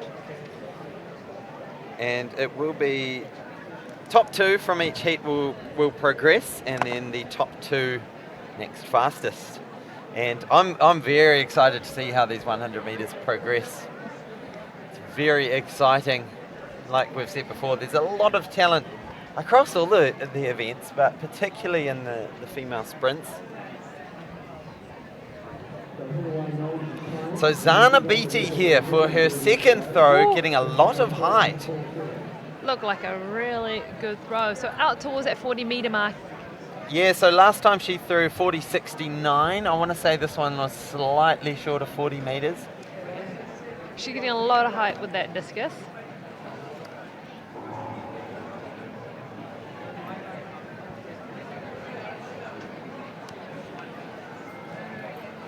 And here we have Kai, our current leader, but she had no throw in her last attempt. So I'm sure she'll be hoping to get in a solid throw in this one. So Kaya Tupusal of Westlake Girls. We have 100 going on. And I will give you the start list of our 100 metres senior girls 100. So in lane 1 we have Lily Cockram, St Margaret's, Jess Tucker of Havelock North, Aria Cole of Christchurch Girls, Julia Burnham of Villa Maria, Brian Johnston of Waitaki, Leilani Fa'uaso, Jade Kruger, and Sophie Russell. So it is lane 3 taking out the win. So that is Aria Carroll. So So it was a great start from her there. She kind of was out in the front in the first few steps, and she just held that the whole way. These girls are going to have to start to work a little bit harder than they did in their heats, I think, because it's becoming, now we're looking at the top 2 for the next round. So to get an automatic qualifier, you need that top 2, and then we're going for our little Qs, which is the next 6. So there we see Kaya Tupu South on screen. A replay of her throw, and it's just getting measured at the moment. We'll try and get an update on that. So just below 40 metres, so that won't go into her top throw, which is from what we know. Sorry, that's not her. They're just changing it now. Okay. So 45.86, solid. So she has been out well beyond that 40-metre mark all day. So her PB is around the 47 mark. So in these conditions, I think she would be actually pretty happy with how things are going, making those adjustments there to be able to get it out that far. And it is Savannah Sheen. She had a 36.59 earlier. And that one is not going to threaten her best.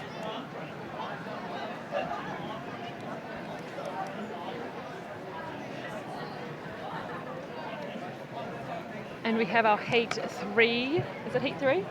Semi-final 3.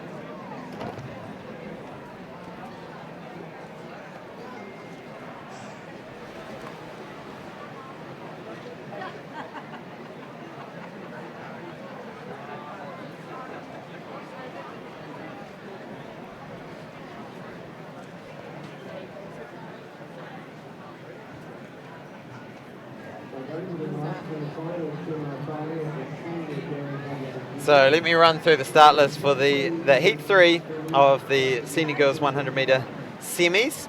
And in lane 1, Erica Lim from Santa Maria, McLani Michael of Avondale, Hayley Bond of Waimea, Gina Maples of Whanganui, keep an eye on lane 4, Brianna Irving, Gisborne Girls High School, keep an eye on her too, Ashley Farrell of Burnside High School, Elizabeth McLean of St. Peter's, and Ellen Carter of Selwyn College. And here we go. It is Gina Maples running very strongly. Brianna Irving just inside of her, but it is Gina Maples. Looking very comfortable in there. So we saw her in the heat earlier. She cleaned up her heat very comfortably. Looked like she was almost striding out. I think we're seeing the same thing here. She's just got great form and just slowly pulling away, but just doing enough to get her, legs ticking over, but not too much to, expend all that energy. Yeah, you can see just so economical over the ground. Very little vertical displacement, just getting that torso forward. And they have done 2 rounds today, these 100-metre runners. So they did their heats just before lunchtime. There was Vika Aho.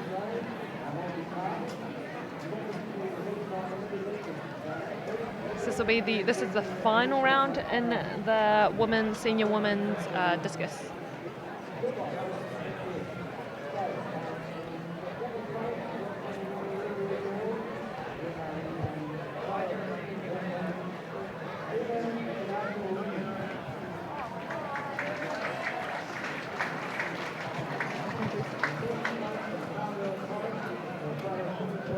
So we have Violet Perry coming up to throw now in the discus in her final throw. I think her best throw so far has been 38.82.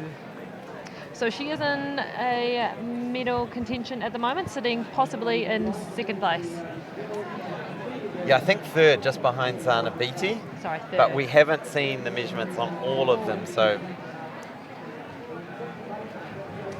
And that's once again pushing out towards that 40-metre mark. It doesn't look like it's ticked quite over the 40-metre mark, but it's definitely in the very high 30s there. So yeah, windy conditions, probably not as windy as it was earlier in the day, but calmed down I could still see the leaves on the trees up in the zoo definitely blowing around a lot. So Newtown Park just backs onto the back of the zoo. It's one of the classic things at Newtown Park. About this time in the afternoon, they feed the monkeys, and suddenly you hear all this noise coming from behind the stadium. Oh, there you go, 39.90. All right, so heat 1 of 4 of the quarterfinals for the senior boys 100 metres. We have Flynn Finlay Yates of Hamilton Boys, Josh Crook of St Bede's, Max Brebner of Tauranga Boys, Ijit Palmer of McLean's, Hayato Yonito of Wakatipu High School, Jacob Wakiri Jones of Wellington, Seven Mapu of Gisborne Boys, and Jack Rogers of Christchurch Boys. They are going to reset. You can see the wind really blowing at that end of the track. Unfortunately for the boys, once I've kind of pushed through the first 30 metres, they're actually pretty protected by the grandstand. And probably, if anything, a bit more sheltered in lane 8 than lane 1, which is an interesting thing of the way this stadium. So just on the left of your screen that you can see there, we've got the grandstand, which definitely provides a little bit of shelter to those outside lanes. Slight advantage. And a clean start for all of the boys there in heat, in quarterfinal 1. Yeah, so Hayato got a really good start from Wakatipu, and here he goes, looking left, looking right, slows up, and it's a blanket finish for second place. But Hayato Yonito of Wakatipu High School, just dominant, doing the old Usain Bolt, look and see what everyone else is doing. Watch this, great economical technique, great leg speed, very in control. He just does that insanely quick slowdown, which freaks me out. He did it in the heat and he did it again there. Not quite as bad there, but... Finish the race, brakes on. He's definitely a 100-metre runner. Yep. Around 100 metres, no more. Yeah, definitely. And we're just back to the senior women's discus final. So this must be the final throw for all of our throwers. Yeah, Zana Beatty, so the longest that we've seen anyway is 40.69. She may have snuck another one over 40 metres, but we believe that puts her in second place. We will wait and see.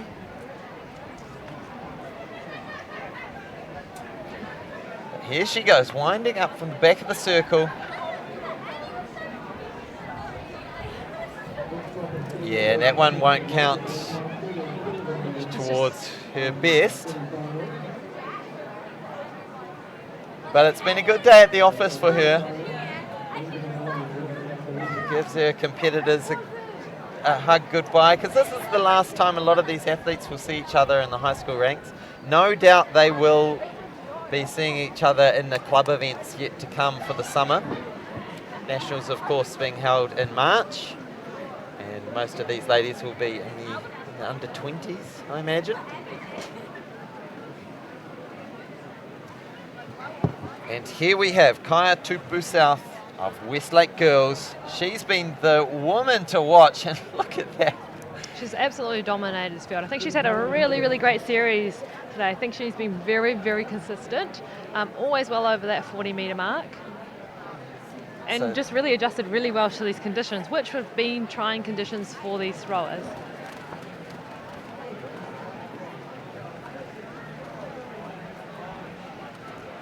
Yeah, so that's been a great competition with the discus. We've seen the throws in particular from the women today have just provided some great action.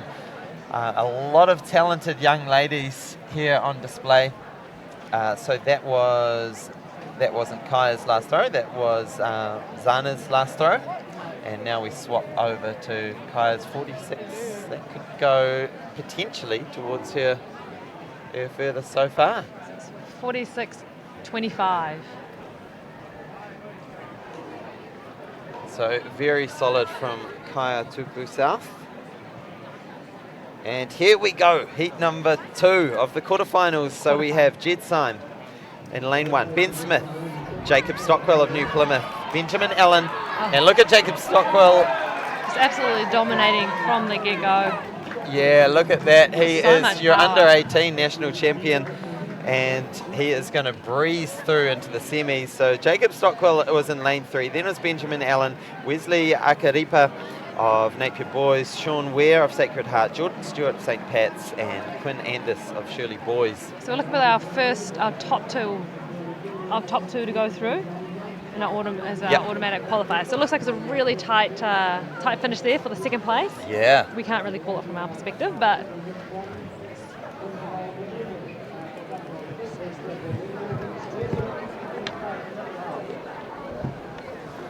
So some medal ceremonies going on. So we've had 2 heats of the senior boys quarterfinals in the 100s. We've got 2 to come, of course, 4 heats total, and then we go to the semis and then the finals. So it's a long, twisting road to become the National Secondary Schools 100-metre champion.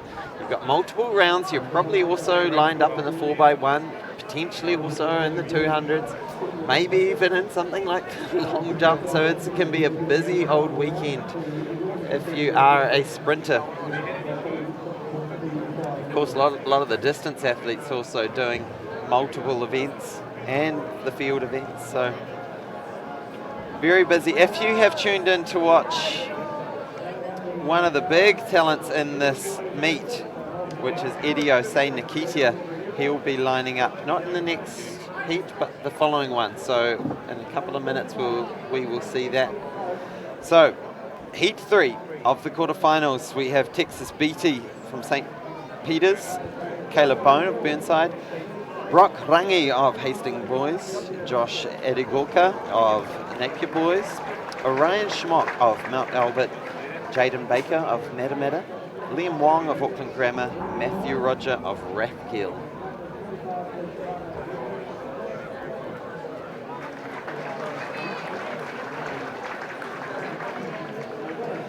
So a full complement of 8 athletes lining up in this 3rd heat of 4 in the quarterfinals in the 100 metres.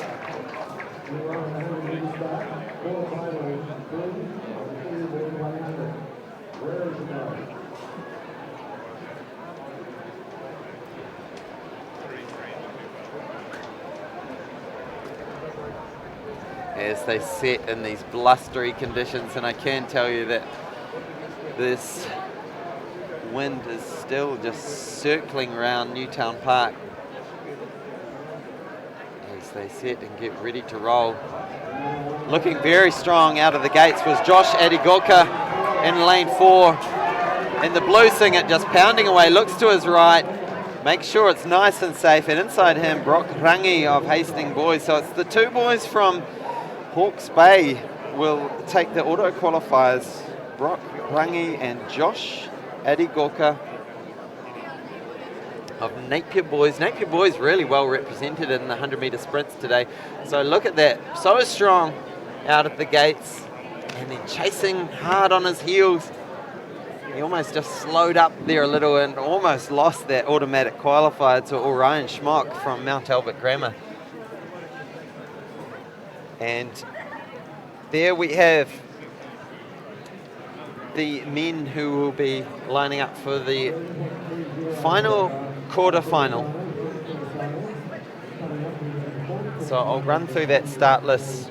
So from lane 1 we have Callum Morland of St. Peters, then we have Desmond Vanderland of Maclean's College, Ethan Wallace of Matamata, Edward Nikitia of Scots, Mohamed Smith. It'll be great to see those 2 line up next to each other. Toby Archer of Napier Boys, Fergus McLeay of King's College, Andrew Tien of Christian College. And I've got to say, Portia, I'm looking forward to seeing this Napier Boys 4x1 team, because already I've counted 4 lining up in the quarterfinals. So Yeah, definitely. It's going to be pretty exciting, these relays, which we have going on late in the very last.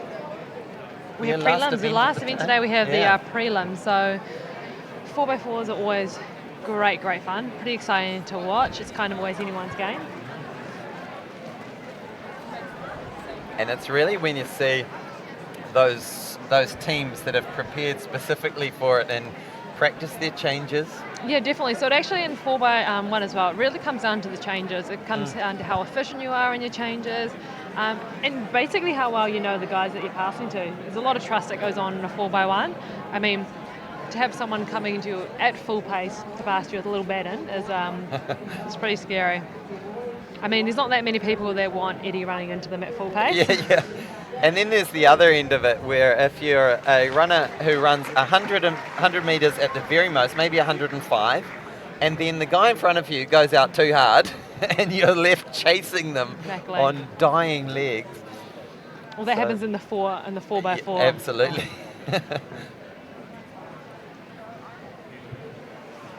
So unfortunately, it looks like Mohammed Smith from Kings is not going to be starting, which is a real shame. There in lane 5, so I'm not sure what's happened there. So Eddie's not going to have anyone on his outside. It'll be a really interesting race, this one, to see how the other boys really pull through. Like I said before, earlier, it's always actually really exciting to have someone who's so dominant in your field, because it really helps to pull you through, to help you get your own personal goals, you know, to get those PBs and stuff. And hopefully for these young boys as well, we'll see some of them pull out PBs.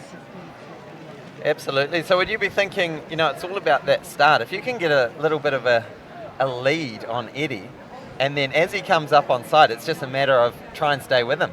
Just don't let that bungee cord stretch. Yeah, you make it sound so easy. So it's always interesting in 100 as well, because you get those runners that are just so explosive out of the blocks, and they'll just be winning for the first 10, 20 metres. And then you get the ones that at the 95 metre mark just have this, you know, they just really come through in the last 50.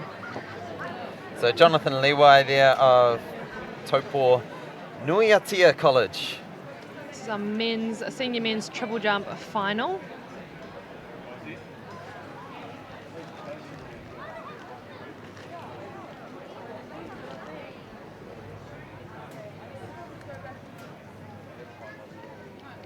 All right, so the final of the quarterfinals. Senior boys, 100 metres. And here we go. So out very strong is Ethan Wallace on the inside of Edward Osei Nikitia. Now come those big strides powering through. But Ethan Wallace was out of the blocks very quick. Very quick. Basically did what I suggested, didn't he? So he obviously heard what I had said. Get out fast, get that little break, and then stay as close as possible to Eddie. And I mean, that's amazing for an athlete like that as well. You know, he's a really amazing athlete in his own right, but to be able to get out there, and it's really hard to go out when you know an athlete is, you know, what their times are and how well they do, and to be able to use that to your advantage and keep his cool like he did. He kept really, really great technique there, and he's kind of booked himself a space into the semi-finals. Yeah, so there we saw Roderick Solo in the final 8 of the triple jump.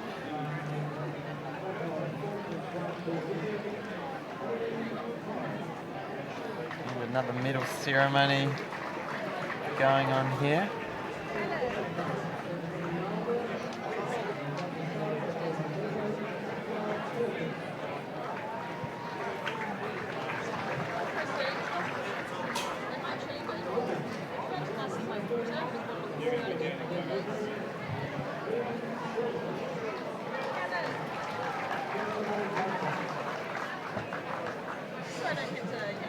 Yeah, so just doing a bit of research on Ethan Wallace from Matamata. And so he's got a 10.9 recently to his name, and also a 21.9, which he set on the 30th of November, both on the same day. So that was a good day at the office. Cool, so it looks like he's obviously in a really, really great shape. He'll be looking to hopefully pull through for another PB while he's here. You know, it's always great to have athletes out there to help pull you through for those PBs. Yeah, and just going through, if you want to keep track of some of these athletes and do some athlete stalking, see who your competitors are, jump onto the anzrankings.org.nz site, and it's brilliant. You can just type in someone's name. So that's Athletics New Zealand, just to clarify what ANZ means. Yes, yeah, it's not the bank. So anzrankings.org.nz. And it's great just having a look at Ethan's profile here, and you can see that last year he was running 11.21, and then this season he has notched that down to 10.9 and into that rarefied air of 10 point something. So here we have a track event taking place. So this is the 1500 metres, and this is the prelims. So one of two. We've got 2 heats in the senior girls, and we might as well run through the start list. So we have Ruby Burke of Mount Aspiring College, Lucy Harmon of Marlborough, Martina Connor of Cashmere, keep an eye on her, Kim May of Avondale, Lily Avondale of Christchurch, Emma Barton of Waikato Diocesan, Esther Koziniak of St. Catherine's, Brianna Lee, Natalia Carter of Berridine, Charlie Miller of St. Peter's, Arabella White of, I'm guessing that's Auckland Tayo, Saskia Cosgrove Drayton of Wellington East, and Isabella Richardson of St. Cuths. So there's some quality names there in that start list for the first of the 1500 metres.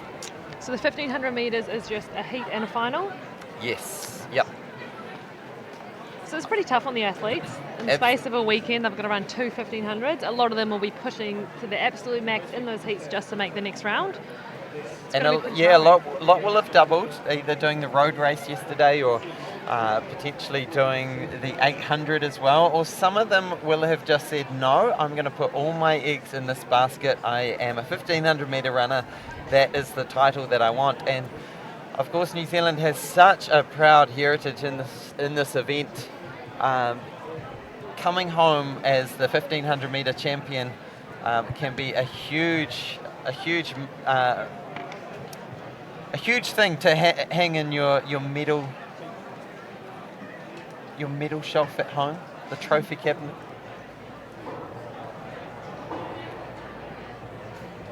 So certainly one of those hotly contested events, the 1500, and we will definitely see it be, I would be very surprised if we don't see a tactical race in these conditions.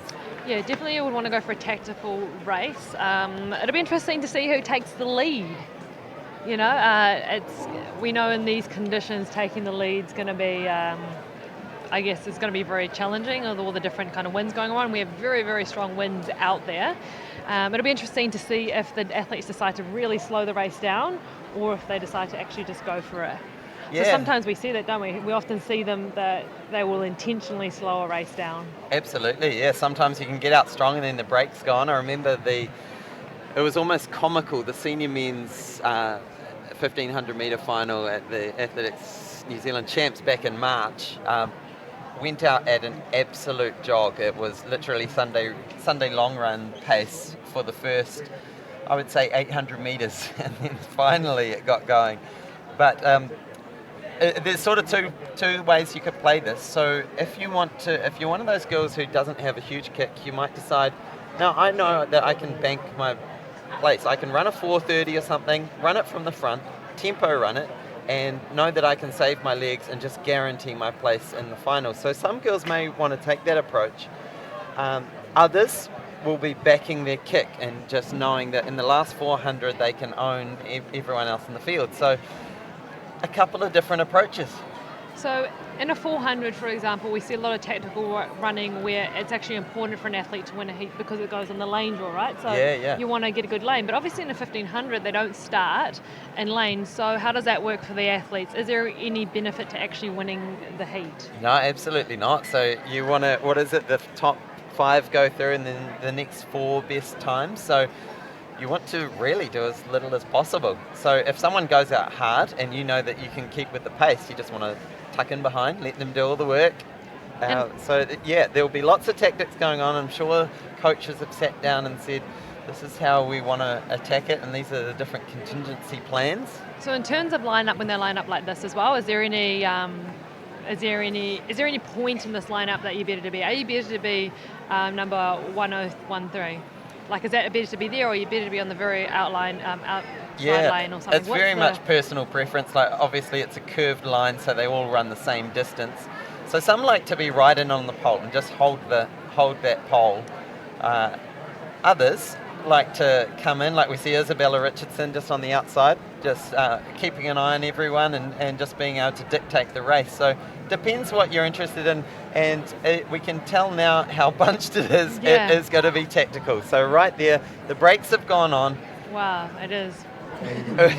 So we see Kim May and Isabella Richardson are up the front there, and everyone's decided, no, I am not going to do any work for you. I'm just going to take this into a jog. So this is literally a jog, is it? This is literally a jog. This will be well within all of these girls' comfort zones. No one wants to take that headwind there. It'll be interesting to see if someone just decides to really break out and go for it. But at the moment, they're really... Well, we're starting to pick up a little bit now. It's still all very bunched, but it's not. No one's getting left behind, so it's obviously well within everybody's comfort zone. Yeah, so we can see 300 metres coming up here in 65 seconds. So that is very slow for these girls. We would expect them to be going through the 400 metre mark in about 72, and we're already past that. So this is nice and easy. As you can see, running in lane 3, so it's a very tactical race. But of course the danger here is you might get boxed in and get stuck on the inside, and then that makes things a bit antsy, so you can panic a little bit, and then that can lead to some issues of people getting tripped in that last as we get towards the bell. So over the next 800 metres, it's going to be very important that people get themselves in the right position. As we see now, just a little bit of pace going on potentially. So we see a couple of the girls kind of really running quite wide, for what I would have thought would have been quite wide, in almost lane 3. And is it better or worse for them to be out there? Like, in terms of obviously they're running a lot further than the girls on the inside, but you said that you can get trapped in the inside. So is there any benefit for them to be that far out? So we see girls coming through now in lane 3. So I mean, it's a matter of saving energy. So you can save energy by being out wide, by not having to do much chopping and changing of your stride. You can see the girls just getting frustrated being at the back, and they said, no, I want some clear running. So pros and cons. And so there we go with two laps to go. The time is at 2:32, so pace is definitely not on. No, and they still look very leisurely. I don't see anyone there who actually looks like they're struggling at all. There seems to be a few, like you said, a few girls looking like they're a bit frustrated with the pace almost. But almost, not wanting to get out there and set it. Although we see a few moves happening now, so the girls starting to break out a bit. Yeah, you can see Natalia Carter there just leading the way from Barradine College.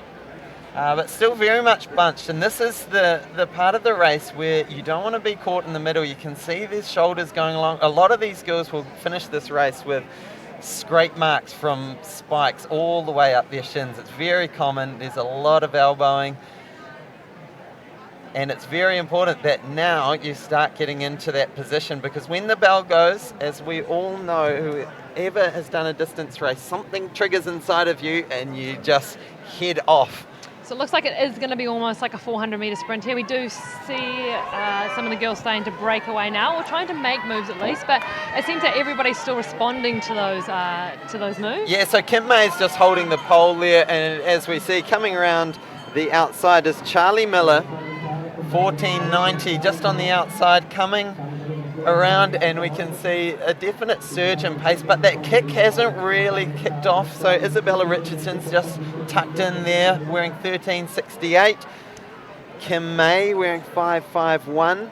So the athletes may know something that we don't know. There may be a massive headwind on that home straight, so a lot of them may be also kind of trying to save themselves, knowing that it's going to be a sprint home. I think at this point in the race, a lot of the girls will know that it's going to come down to how quick they can sprint their last 100. Absolutely, and they would have trained for this moment. So you can see the top 3 there just getting established somewhat. Yep. So it is Charlie Miller, Martina Connors in there. Is that Kim May's out the front? And then it's Esther Kosniak and Isabella Richardson. So we can see them rearranging themselves, so they're in a position where they can sprint down the home straight. We're looking for the top 5 to make into the final. So Kim May is running very strong now. She's done a lot of the early work. Now she doesn't need to sprint this final 50 metres, but here she goes. She's going to book her place. And then it's Charlie Miller, Isabella Richardson in 3rd place, and Esther Kosniak will take out the 4th place. So top 5 go through, and then the next top 4 finishes. But everyone in the other heats will have watched this, in the other heat I should say, will have watched this incredibly slow time for a lot of these girls. Around the 5:03 mark. Yeah, and so most of the girls in this field will be capable of 4:30-ish. And so the others will have watched that, knowing that, heck, I could just take this out in a 4:50 pace and book my spot. So we see the heat 2 warming up on the back straight there.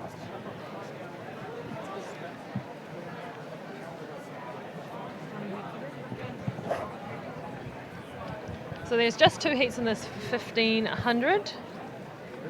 All right, so heat 2, we have Crystal Clark from McLean's, Macy Hilton from Barradine, Tilly Hollier of Timaru, Rosie Trotter of Christchurch, Neve Moulai of St Andrews, I'm sure must be a sister of the Moulai brothers, Joanna Polland of Avondale, Rebecca Baker of Whanganui, Stephanie Walker of Danny Burke, Eloise Beattie of Nelson, Jemima and Tony Yazzie of St Peter's, Sophie Charlotte of St Peter's, and Elliot O'Brien of St Cuths.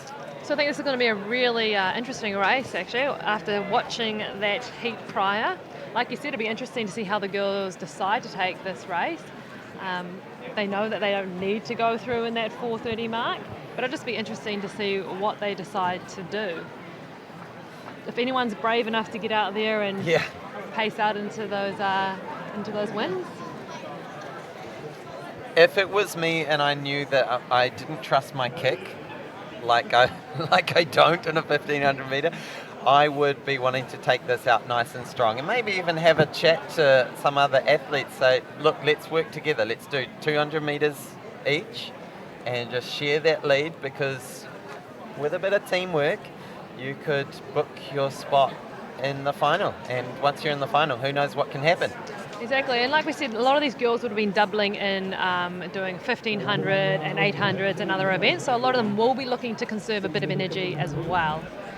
So this heat looks like it's off a lot faster than the other heat. They look like they're already setting the pace out. We've got a couple athletes out there looking to get out in front. Yeah, absolutely. No mucking around there. So is that, that is Tilly Hollier. So she's a classy athlete out of Timaru Girls High School. So she's decided, look, I'm just going to book my spot. I don't care what everyone else does. I'm just going to run hard from the start. Or just get into a comfortable pace, maybe. Find your rhythm. Yep, take those variables out. So you can see there with that that characteristic lean forward. So they've gone through in 53. So the other race went through, about 10 seconds quicker. So I guess is there a point in a 1500 that the pace is still hard? So for example, in a 400 is hard no matter what. So if you're a 53-second runner, it's hard if you run 53 seconds, but it's also hard if you run a minute. So the same thing apply for 1500. Of these girls, it's going to be really tiring on the body, no matter if they go out there and really push it, or is there a point where it's actually they should recover quite quickly? Yeah, I think absolutely. Like it's a 1500 meters, so it's going to take you a good day or two to recover from a hard 1500. So you do want to keep that in mind, and so definitely don't want to do any more work than you need to. And as we click back to Tilly, she's got a 30-metre lead on the rest of the pack. So she went through the first 400 in 71 seconds. So that puts her on track for a sub 4:30, which would be quick in these conditions. She definitely looks very comfortable there, just kind of out there doing her own thing, quite focused on what she's doing, but she doesn't seem to be bothered too much by the wind at this point. We don't really see any struggle in what she's doing. So 2:09 with 2 laps to go, and then the pack is 4 seconds behind her. So we are looking for the top 5. So it looks like these positions outside of maybe one, maybe a bit of a similar situation to what we saw in Heat 1, a bit of a race off in the last 100 metres. And we can see that pack just breaking up in 2. Now this is an interesting situation, because we've got 6 girls in that chase pack, and so there might be a fair amount of competition. But by the look of this pace and by the fatigue you can see on their faces, I imagine that all of these girls are within a shot of getting that little Q qualifier for the next 4 fastest losers. I hate to call them the next 4 fastest losers. We need another term for that. But that is the term that they always use. Yeah, right.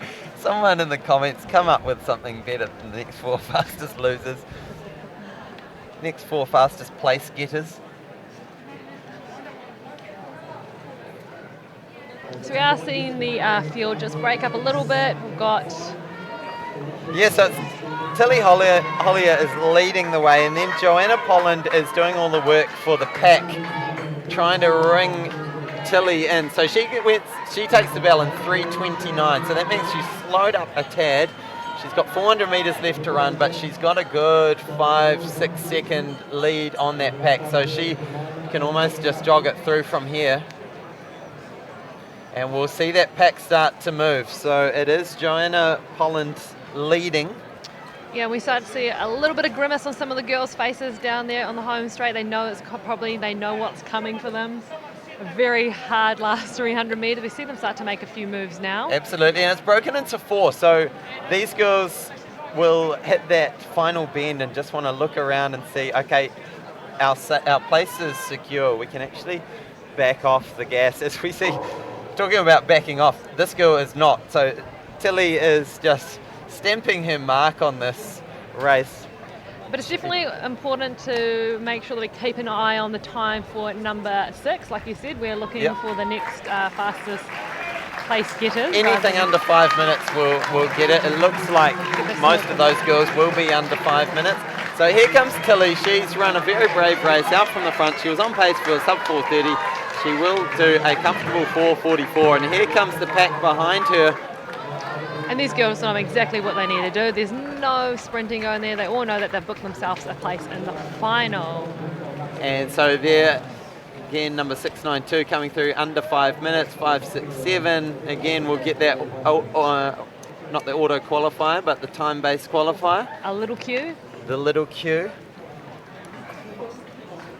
So there we go. That was heat 2 of 2 in the senior women's 1500 metres.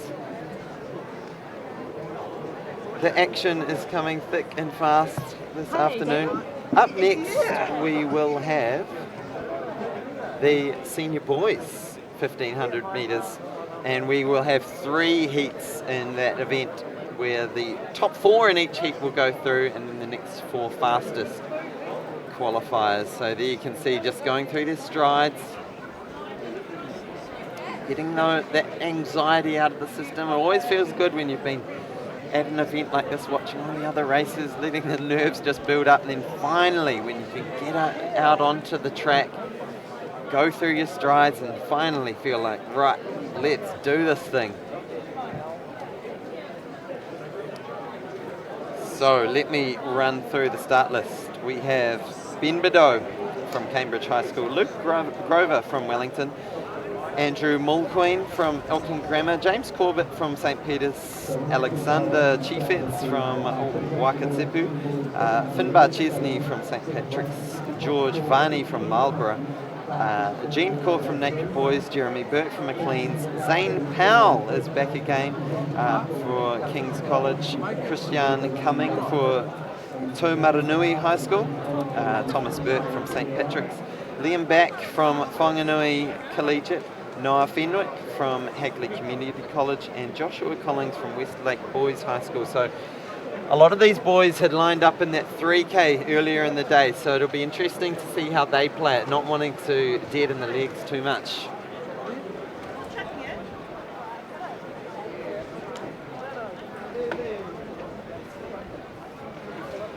So top 4 go through automatically. First 4 non-auto qualifiers will also go through. And so here they go. It looks like a nice quick start. A lot of those front runners just looking around at each other. So we'll see if the brakes go on when they hit the bend, as it often does.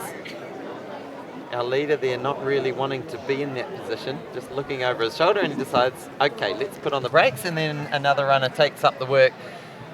And everyone else happy to sit in behind. So what time are we going to be looking for these guys to go through? Yeah, so a lot of the top runners here will be sub 4 runners, and so I imagine sort of around that 4:10 mark for this race, but we'll see how it unfolds. So Jean Court is your leader at the moment as they go through in 51 seconds, and then closely followed by Zane Powell, who we saw claim his national title. So do you think in these situations where we see these races and it's quite windy, we see athletes that train together helping each other out just to make the next round? Is that something we're going to see in the 1500s and in a lot of the distance events? Yeah, you might see a bit of bit of that cooperation going on. A lot of these guys will be mates, and they may have talked to each other in the warm-up and come up with a little bit of a plan to share the workload. But it looks to me at the moment like we've got a good strung-out train. And when it is this situation, you really don't want to be at the front, because basically you're dragging all those, what have we got, 10, 12 guys to a fast time. Yeah, you can see them there, just our leader just ducking his head down a little bit as he goes into that headwind. And there's a little bit of pushing going around in there in the main pack. You can see a couple of them just caught on the inside rail there. Probably not the most favourable place to be in this situation. Yeah, and Alexander Chiefet's having to do a bit of work out there in lane 3 along with Ben Bedot. See him trying to just get out off the rail there. So we've got 2 laps to go, 800 metres to go here. Yeah, so this is the lap where often runners will just go to sleep a little. And so this is where you need to be thinking about just getting in position. Often we'll see sort of splits of 60 seconds, 65, and then 70 for this third lap. So this is where you want to stay on pace, keep track of what's happening, make sure that you don't miss that opportunity to get yourself in a good position. So we're definitely seeing a little bit of load sharing here by the guys, a lot different to the girls' race. I think the tactics look to be a little bit, just generally just a little bit different to what we've seen in the girls. In the girls' race, we did see them, no one kind of taking that lead, but with the boys, we're seeing a lot of rotation there. Yeah, so that's Liam Back. So he's a man to look out for. He's got a lot of leg speed. And so, like you say, a bit of a change of attack. So is that James Corbett taking the lead now? Going into the final lap. From St. Peter's. So James Corbett making a very strong move with 4:50 to go. He's still a long way from the finish. Liam Back's still right there. But we're really seeing the motor turning on now. The legs are really turning over there for the boys. So it is James Corbett, Liam Back, Zane Powell, who just came off winning the 3,000 metre title, so he will have some fatigue in his legs, but watch that man in the blue singlet, see what he does over this final 200 metres. So here he goes, Liam Back. So we're looking once again for the top 5. Yeah, and there it is, nice and clear, distinct top 5. Well, it's actually top 4 go through for this one. Top 4 automatically. So these 4 will be wanting to fight it out. Liam Back just looking over his shoulder. He's feeling comfy. The others are saying, my gosh, how are you running this so comfortably? So it is Liam Back, Zane Powell, and then we have George Varney will come through for 3rd place and 4th, that last qualifier. Going through with a time around about 4:14. Yeah. So in terms of his personal best, how do you think that falls? 4:14? Yeah, so Liam Back is certainly a sub-4 performer. Same with Zane Powell. These guys are well into the 350s. I'd need to do my homework and check on Liam Back, but he's certainly one of the guys to look out for claiming this title. Definitely, and they definitely look very comfortable just cruising through. They were picking up the pace a little bit just to make sure they did secure that spot in the final, but there didn't seem to be any kind of struggle going on, even though the last lap did pick up and pace significantly. So we have one more prelim for the men's 1,500 metre. Coming up after that, we have women's 400 metre senior semis and the 400 metre men's semis. Sorry, Portia, we've actually got 2 more 1500s coming up. So I ducked away for 1 second. One of 3? Sorry, 1 of 3. So there we go. 15 men lining up in this one. So we've got Jack Divers, Fletcher Pickworth, Samuel Doherty, Blair Gowan, Finn Ward, William Sinclair, Zach Bellamy, Liam Wall, Jake Jackways, that's a tricky one, David Duval, Tim Akata, Neho Russell, Mitchell Snell, Finlay Seeds, Flynn Haig, and Mac Rowe from New Plymouth.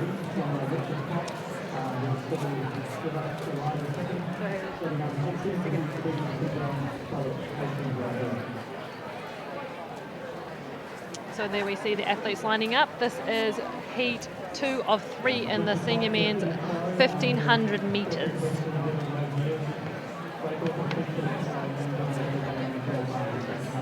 So yeah, it's just looking through Liam Beck's best performances. So he's got a 356, but he's also got a 153 800 to his name. So showing he's really got that that top end speed, which you definitely want in a tactical race. Often you see the really good championship 1500 metre runners are those guys who also perform well in the 800. They've got that ability to turn it on. Now the brakes have gone on this race. Now this is for those runners who were going to squeak through. This is a dangerous position to go to because there's 4 auto qualifiers, but then there's 4 fastest losers spots up for grabs. So if I'm your coach and I'm thinking my runner's on the cusp of making it through, I am saying get out there, run a nice strong lap, and then hope that someone else can give you some company. But the brakes are on.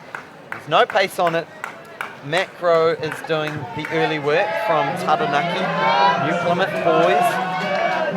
Going through the first 300 metres there at 59 seconds. So that's 8 seconds slower than the last race. So yeah, so the brakes really are on there. So we see them picking up a little bit at the moment. We see them spread out just a little bit.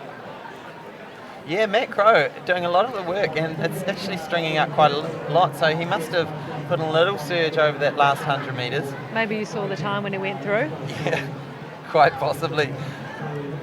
But he's looking nice and relaxed out the front. And if anything, the wind has died it down a little bit from earlier in the day. But I'm still not saying it's ideal 1500 metre running. Certainly not ideal 1500 metre front running.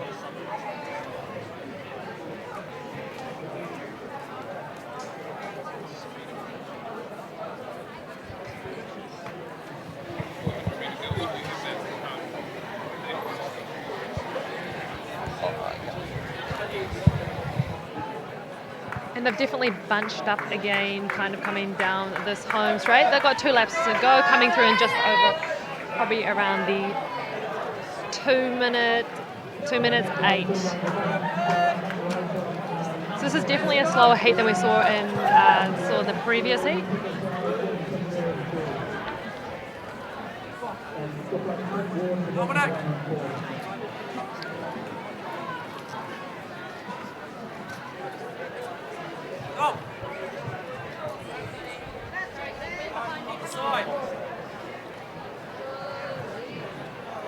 So still it is Matt Crowe having to do all the work out front.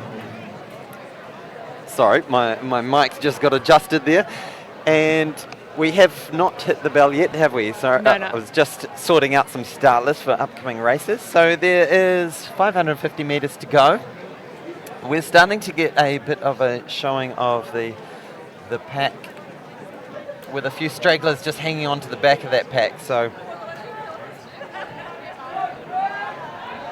once again, it looks like it's going to be one of these races where they're really going to have to kick in the last 400 metres. We're probably going to see a bit of a sprint, I'm guessing, on the way home. It'll be interesting to see what they decide to do. yeah, so 3:19 at the bell there, and it'll be interesting to see how fast this last 400 is, because as these guys come around this second to last bend, you can guarantee there's going to be some serious kicks as they see this back straight. A lot of elbows going in. It's a little bit of panic almost in a couple of the athletes. You see some of them falling towards the back end of it, just trying to almost elbow their way through into a better position so they can sprint home. Yeah, William Sinclair now getting those long strides going. He moves into the lead as we come into the final bend. And just on the inside of him, Zach Bellamy in the blue, just going backwards a little bit. They're definitely working hard in this last kind of 150. We're still looking, it's anyone's race at this point, we're still looking for the top 4 to make the next round. Yeah, so Finley Seeds ran a good bend, but it is Zach Bellamy has come back strong, and William Sinclair will just jog over the line. And just as I say that, Finley comes up. And here's Matt Crowe after doing a lot of that early work. I hope these guys give him a good pat on the back, because he had to do a lot of hard work and then got left in their wake as they came past, and with 400 to go. So in a race like that, is it more energy consuming for them to just go quite slow at the beginning and then have to put on that quite hard sprint, because compared to a lot of the other rounds, we saw them kind of just sprinting a lot harder than we've seen some of the previous heats. Yeah, absolutely. I mean, it just really turns into a 400-metre race with a kind of tempo run at the start. And a lot of these runners, their coaches will have given them workouts where you really put that into practice, where you're doing, 600s with fast 200s at the end, 400s with fast 100s at the end. A lot of those sort of workouts where you're practicing changing up the gears and practicing running fast on tired legs. So certainly a skill that 1500-metre runners need to be very good at is handling that fatigue, processing that oxygen, and then turning the gas on when you need to.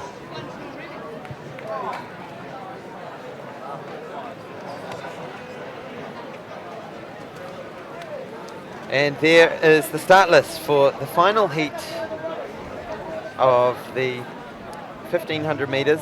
Top 4 go through, next 4 fastest, and it's Daniel Roswell, Sam Duncan, Andre McKay, George Gurin, Jared Thompson, Daniel Perkison, Benjamin Wall, Andrew Carr, Ethan Smolledge, Matthew Clark, Mason Waterworth, Benjamin Conda, Michael Pudrett, Jude Darby, Jamie Barnes. And they're off to a much quicker pace than we saw in the previous heat.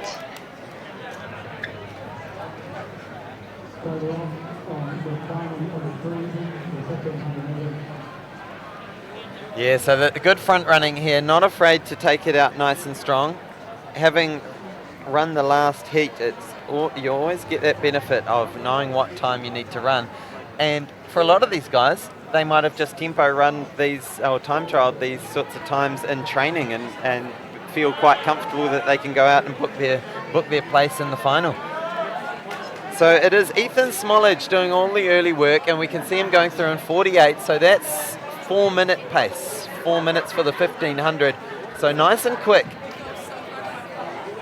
And he's actually pulling away a little bit, so the pack saying that, look, we don't want to run a 4-minute 1500, thank you very much. Not in these sorts of conditions.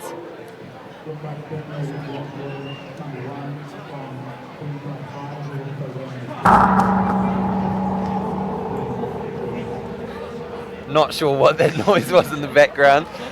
Oh, and we have an athlete over. Oh dear, I did not see that one happen. Never good to see that. So the pack has caught up, and it was that's Daniel Roswell who's done the catching there. So we have a nice train set up to lead these guys onto a fast time. So for an athlete to fall over like that and get back up and get in the race, that uses a lot of energy. So I guess he'll be really feeling the hurt from the fall, but 2, to be trying to make back that time and place. Yeah, and you've got to be really careful. If it's ever going to happen, you want it at this stage of the race so you can just pace yourself, but you don't want to have that sudden adrenaline rush and sprint back into position, because that's going to burn all your matches. It's important that you just inch your way back into it. But at the moment, we've got a nice clear group of 5 runners out the front. You can see them on screen there, led out by Ethan Smolledge, who has done all the work in this race, set a very, very strong pace early. And then you can see it's really set up for a perfect time trial race, really, for these guys. It's almost like he's paid to be the rabbit for the race. It's absolutely perfectly paced. So in behind Ethan is Daniel Roswell of Burnside High School. And then behind him is Benjamin Wall in the white singlet there, black shorts, tucked in. Good to see. All the aerodynamicness you can get. So we are looking for the top 4 going into the final lap, top 4. Yeah, so 3:05 at the bell. That's nice and quick. So these guys will be looking to run very low 4s, and then the field behind them sort of going through in about 3:10. So they are all on track for nice quick times as well. All right, so he's done all the work right from the gun. Ethan Smolledge is almost guaranteed of booking himself in the final, because these 5 guys, although only 4 auto-qualify, they're all on track for a very good quick time. And it is Benjamin Wall from Palmerston North. No, it's not. I correct myself. So Jude Darby from Westlake Boys has taken on the lead and looking nice and strong. On his shoulder is Daniel Roswell of Burnside. And just behind him, looking very comfortable, is Benjamin Wall. And these guys just canter in, top 4 in a time of about 4:07. And Ethan Smolledge, after doing all that hard work, and I can tell you that 14:15 has come through for Mason Waterworth in about 4:17. So 4:17, that should give him a little Q qualifier. So that wraps up our 1500 heats for our senior men. Some interesting running happening there. Every heat was very different. We saw some extremely slow pacing out there, some of them almost at walking pace. Yep. And then we saw a couple quicker ones. And that is one of the things I love about watching 1500 metres. You just don't know what you're going to get. There's trips, there's elbows going in, there's all sorts happening. So it's always exciting watching the 1500 metres. Next on the track will be the senior girls, senior boys, 400 metres semi-finals. This is getting close to your heart, Portia. The one-lappers. The 400, probably the harder event of the sprints. So surprisingly, the question they get asked the most is, 4 hurdles must be so much harder than 400 because it's 400 with hurdles. But hands down, having done both, 4 flat is significantly harder than 4 hurdles. Yeah. 4 hurdles is more about your rhythm, your pacing, and I don't know, these obstacles. There's all these obstacles in your way, so you've got a different. Does that break focus. up the mental side of it? Yeah. Which there's something about a 400 when you get to that 200 metre mark and you know you've got lactic acid, but you've got 200 metres to go, and there's nothing worse than coming down the home straight and not being able to feel your legs. So I definitely think 400s are a lot harder than the 4 hurdles. And we do have some really good contenders for our 400s. So we're going to try and track down the start list for the 400 girls. We don't have them in the studio, unfortunately. We'll do our best to keep track of it. Well, it looks like we might be starting straight in with the boys, so maybe we are not running semis. It may have gone straight to a final. Yeah. So I can tell you it is the boys who are setting up their blocks at the moment. How do you set up your blocks? Portia, is it the old 1 foot, 1.5? Yeah, something like that. Yeah. I mean, your feet and your shoe size doesn't change, so it's the easiest way to do it, isn't Yeah. it? And you're not allowed to take a tape measure onto the track. So sometimes you do see, every now and then at smaller events, you see the some of the sprint athletes with measuring tapes out there, but at an international, you can't have a tape measure in your bag. So you've got to, use the old feet. Yep. I mean, don't get me wrong, there is obviously an important element just using blocks in the 4 hurdles, but compared to something like the 100 metres, it's probably not your first focus to nail that block start. It's more about getting over those hurdles. Exactly.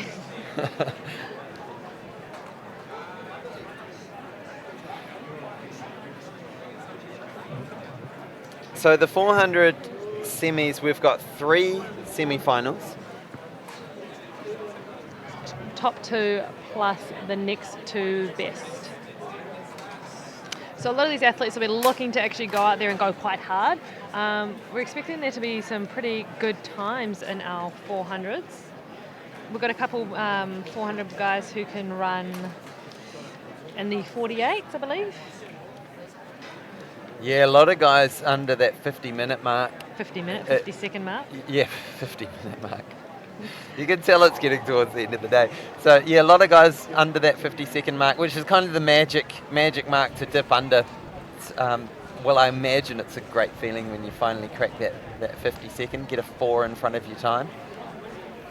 Puts you in the league of your Michael Johnsons and your Wade Van Niekerks of this world.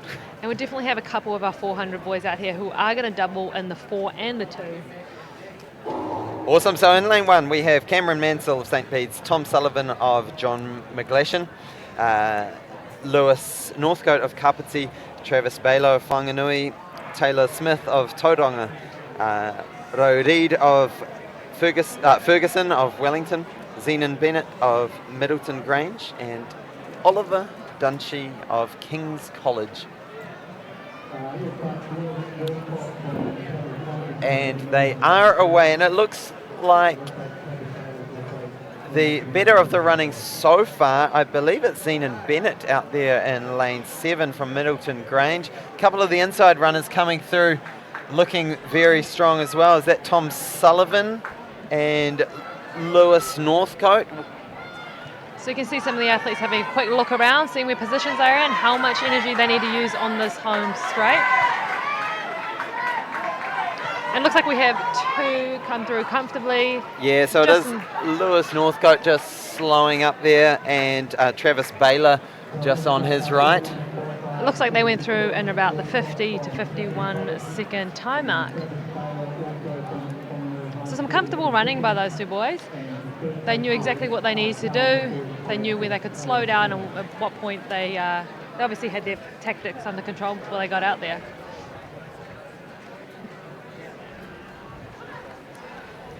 Absolutely. So here we see the next lineup of heat number 2. So in lane 1 it is Dominic Morrison.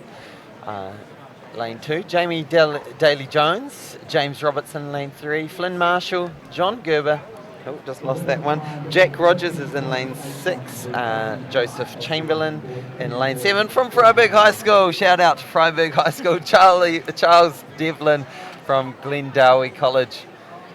And lane 3, James Robertson, we've both had a little bit to do with James. I coached James in his younger years when he was more of a distance runner.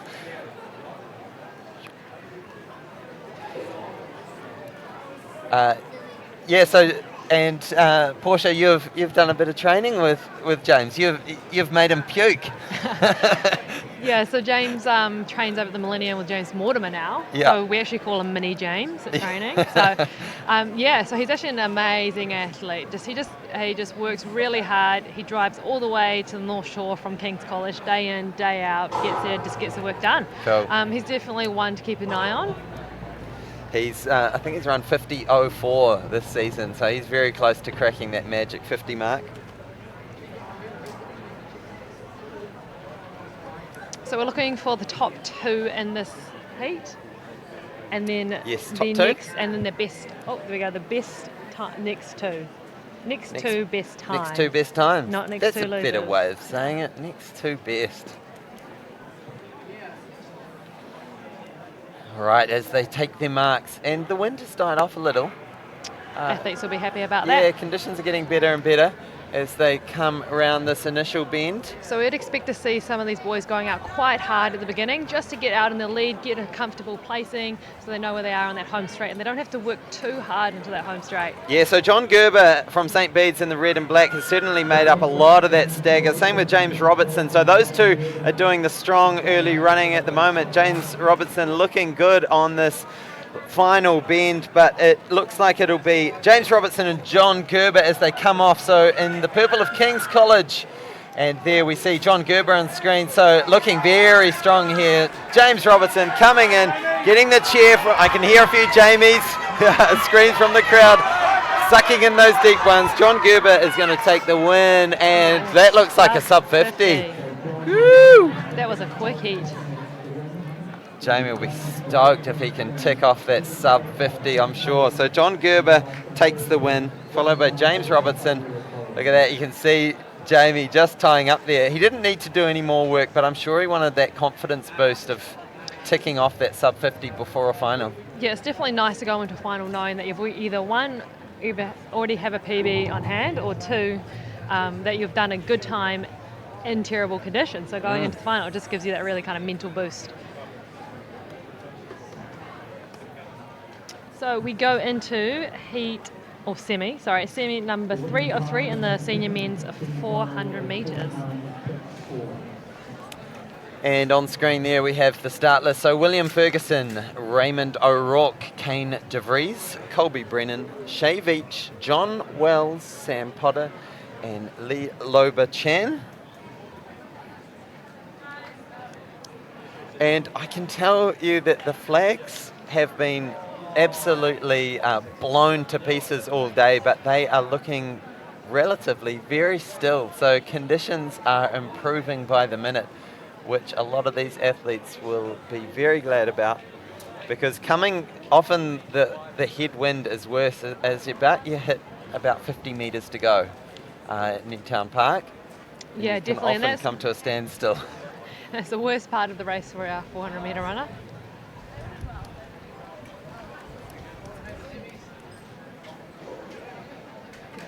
Yeah, it's one of those events where you often see just the legs give way, the Bambi legs come in, and you're just struggling to hold on. And the number of times I've seen someone about to win a 400 flat or a 400 hurdles title and then just legs give way. Yeah, definitely. And I think the lactic acid in a forward just comes on so quickly. So it's a combination of your adrenaline and then all of a sudden the lactic hits. And there's been so many times I've come to home straight and I'll be looking like really good, and then you just can't move. Yep. And then the finish line gets further away. And it's just a matter of you just can't get enough oxygen to flush that fatigue out, and you're just so in debt that the legs just say, no, I've reached my limit, we are stopping. It's a very grueling event, the 400, but always a really great one to watch, because for that reason it can always be so good to watch. Anyone's race. All right, here we go in the final semi-final of the senior boys 400, where we see who are the best quarter milers in the country. And a lot of these guys will be doubling up with the 4x4 tomorrow. And look, very strong first 200 there. Is that Colby Brennan from Mount Maunganui? Just looks very comfortable. He's just moving, ticking over. Strong arm drive, and he has got such a strong lead. I'm going to try and pick up a big bib number, sorry. Looks very comfortable. Just looking around now. Sorry, it's Shay Veach of John McGlashan. Okay, so Shay is a 48-second runner. Oh, there we go. Then, Colby Brennan coming through for second place. So Shay Veach really just showing his dominance in this event. Wow, he's going to be one of the men to watch for the final tomorrow. Yeah, definitely. And I think he ran 48 only a couple of weeks ago, so he's obviously in great shape out there. And by the looks of that run, it was just so easy. He looked like he was in great form. There was no signs of struggle there at all, even in these kind of windy conditions. And he's just standing there like it was nothing. He sort of ran that how I would run a 68. That was impressive. So there we have the end of the 400 action. Now, I want to say this is lining up for the junior girls. Now, a reminder to everyone, we are focused this weekend on the seniors events. Now, that's for a couple of reasons. One, for privacy issues about broadcasting under 16 competitors on the internet, and also just to focus on the competitive ranks more being towards the senior ranks at high school. We really want to highlight those seniors who are finishing off their high school careers and being able to bring that focus to the seniors and really put them in the spotlight.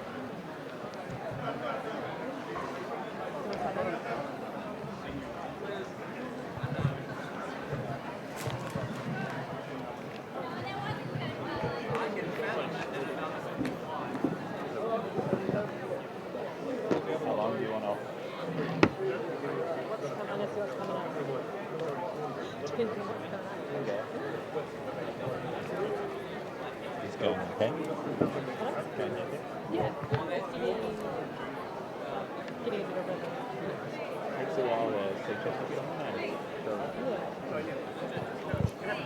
So just joining me in studio is the Athletics New Zealand Community Manager, Hamish Meacham. Is that your official title? Have I got that right? Yeah, it is. Community Manager at Athletics New Zealand. Kia ora kato, everyone, and thank you, Hayden. Great to be sitting down next to you. It's a bit generous to call this a studio.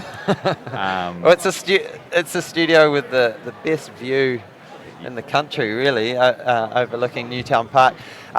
And very open air, you might say. I'm actually really happy with the setup. I had heard initially this was going to be in a back room and you were just going to be looking at monitors. But yeah, great view out here, and it's great to be able to look at the live feed but also see the action in real life. And a fantastic shot there of the crowd at Newtown Athletic Stadium. The grandstand's been full the whole day and making lots of noise behind us. Now, I've just been fed news from the producer, just after you've joined us, that we are actually going to call the coverage a day. So we're going into a round of junior events, and then for about an hour and a half, and then it's the prelims of the 4x1. So unfortunately, this is the end of the coverage. But thank you everyone for tuning in. It has been a fantastic day of competition. We will be back here tomorrow at, let me just double check, from 8 a.m, 9 a.m, 9 a.m. Awesome. So thank you everyone. It's been a fantastic day. Thanks for tuning in. Be sure to share the link with your friends. Subscribe to the Sky Sport Next channel. We will catch you all tomorrow. Ka kite anō.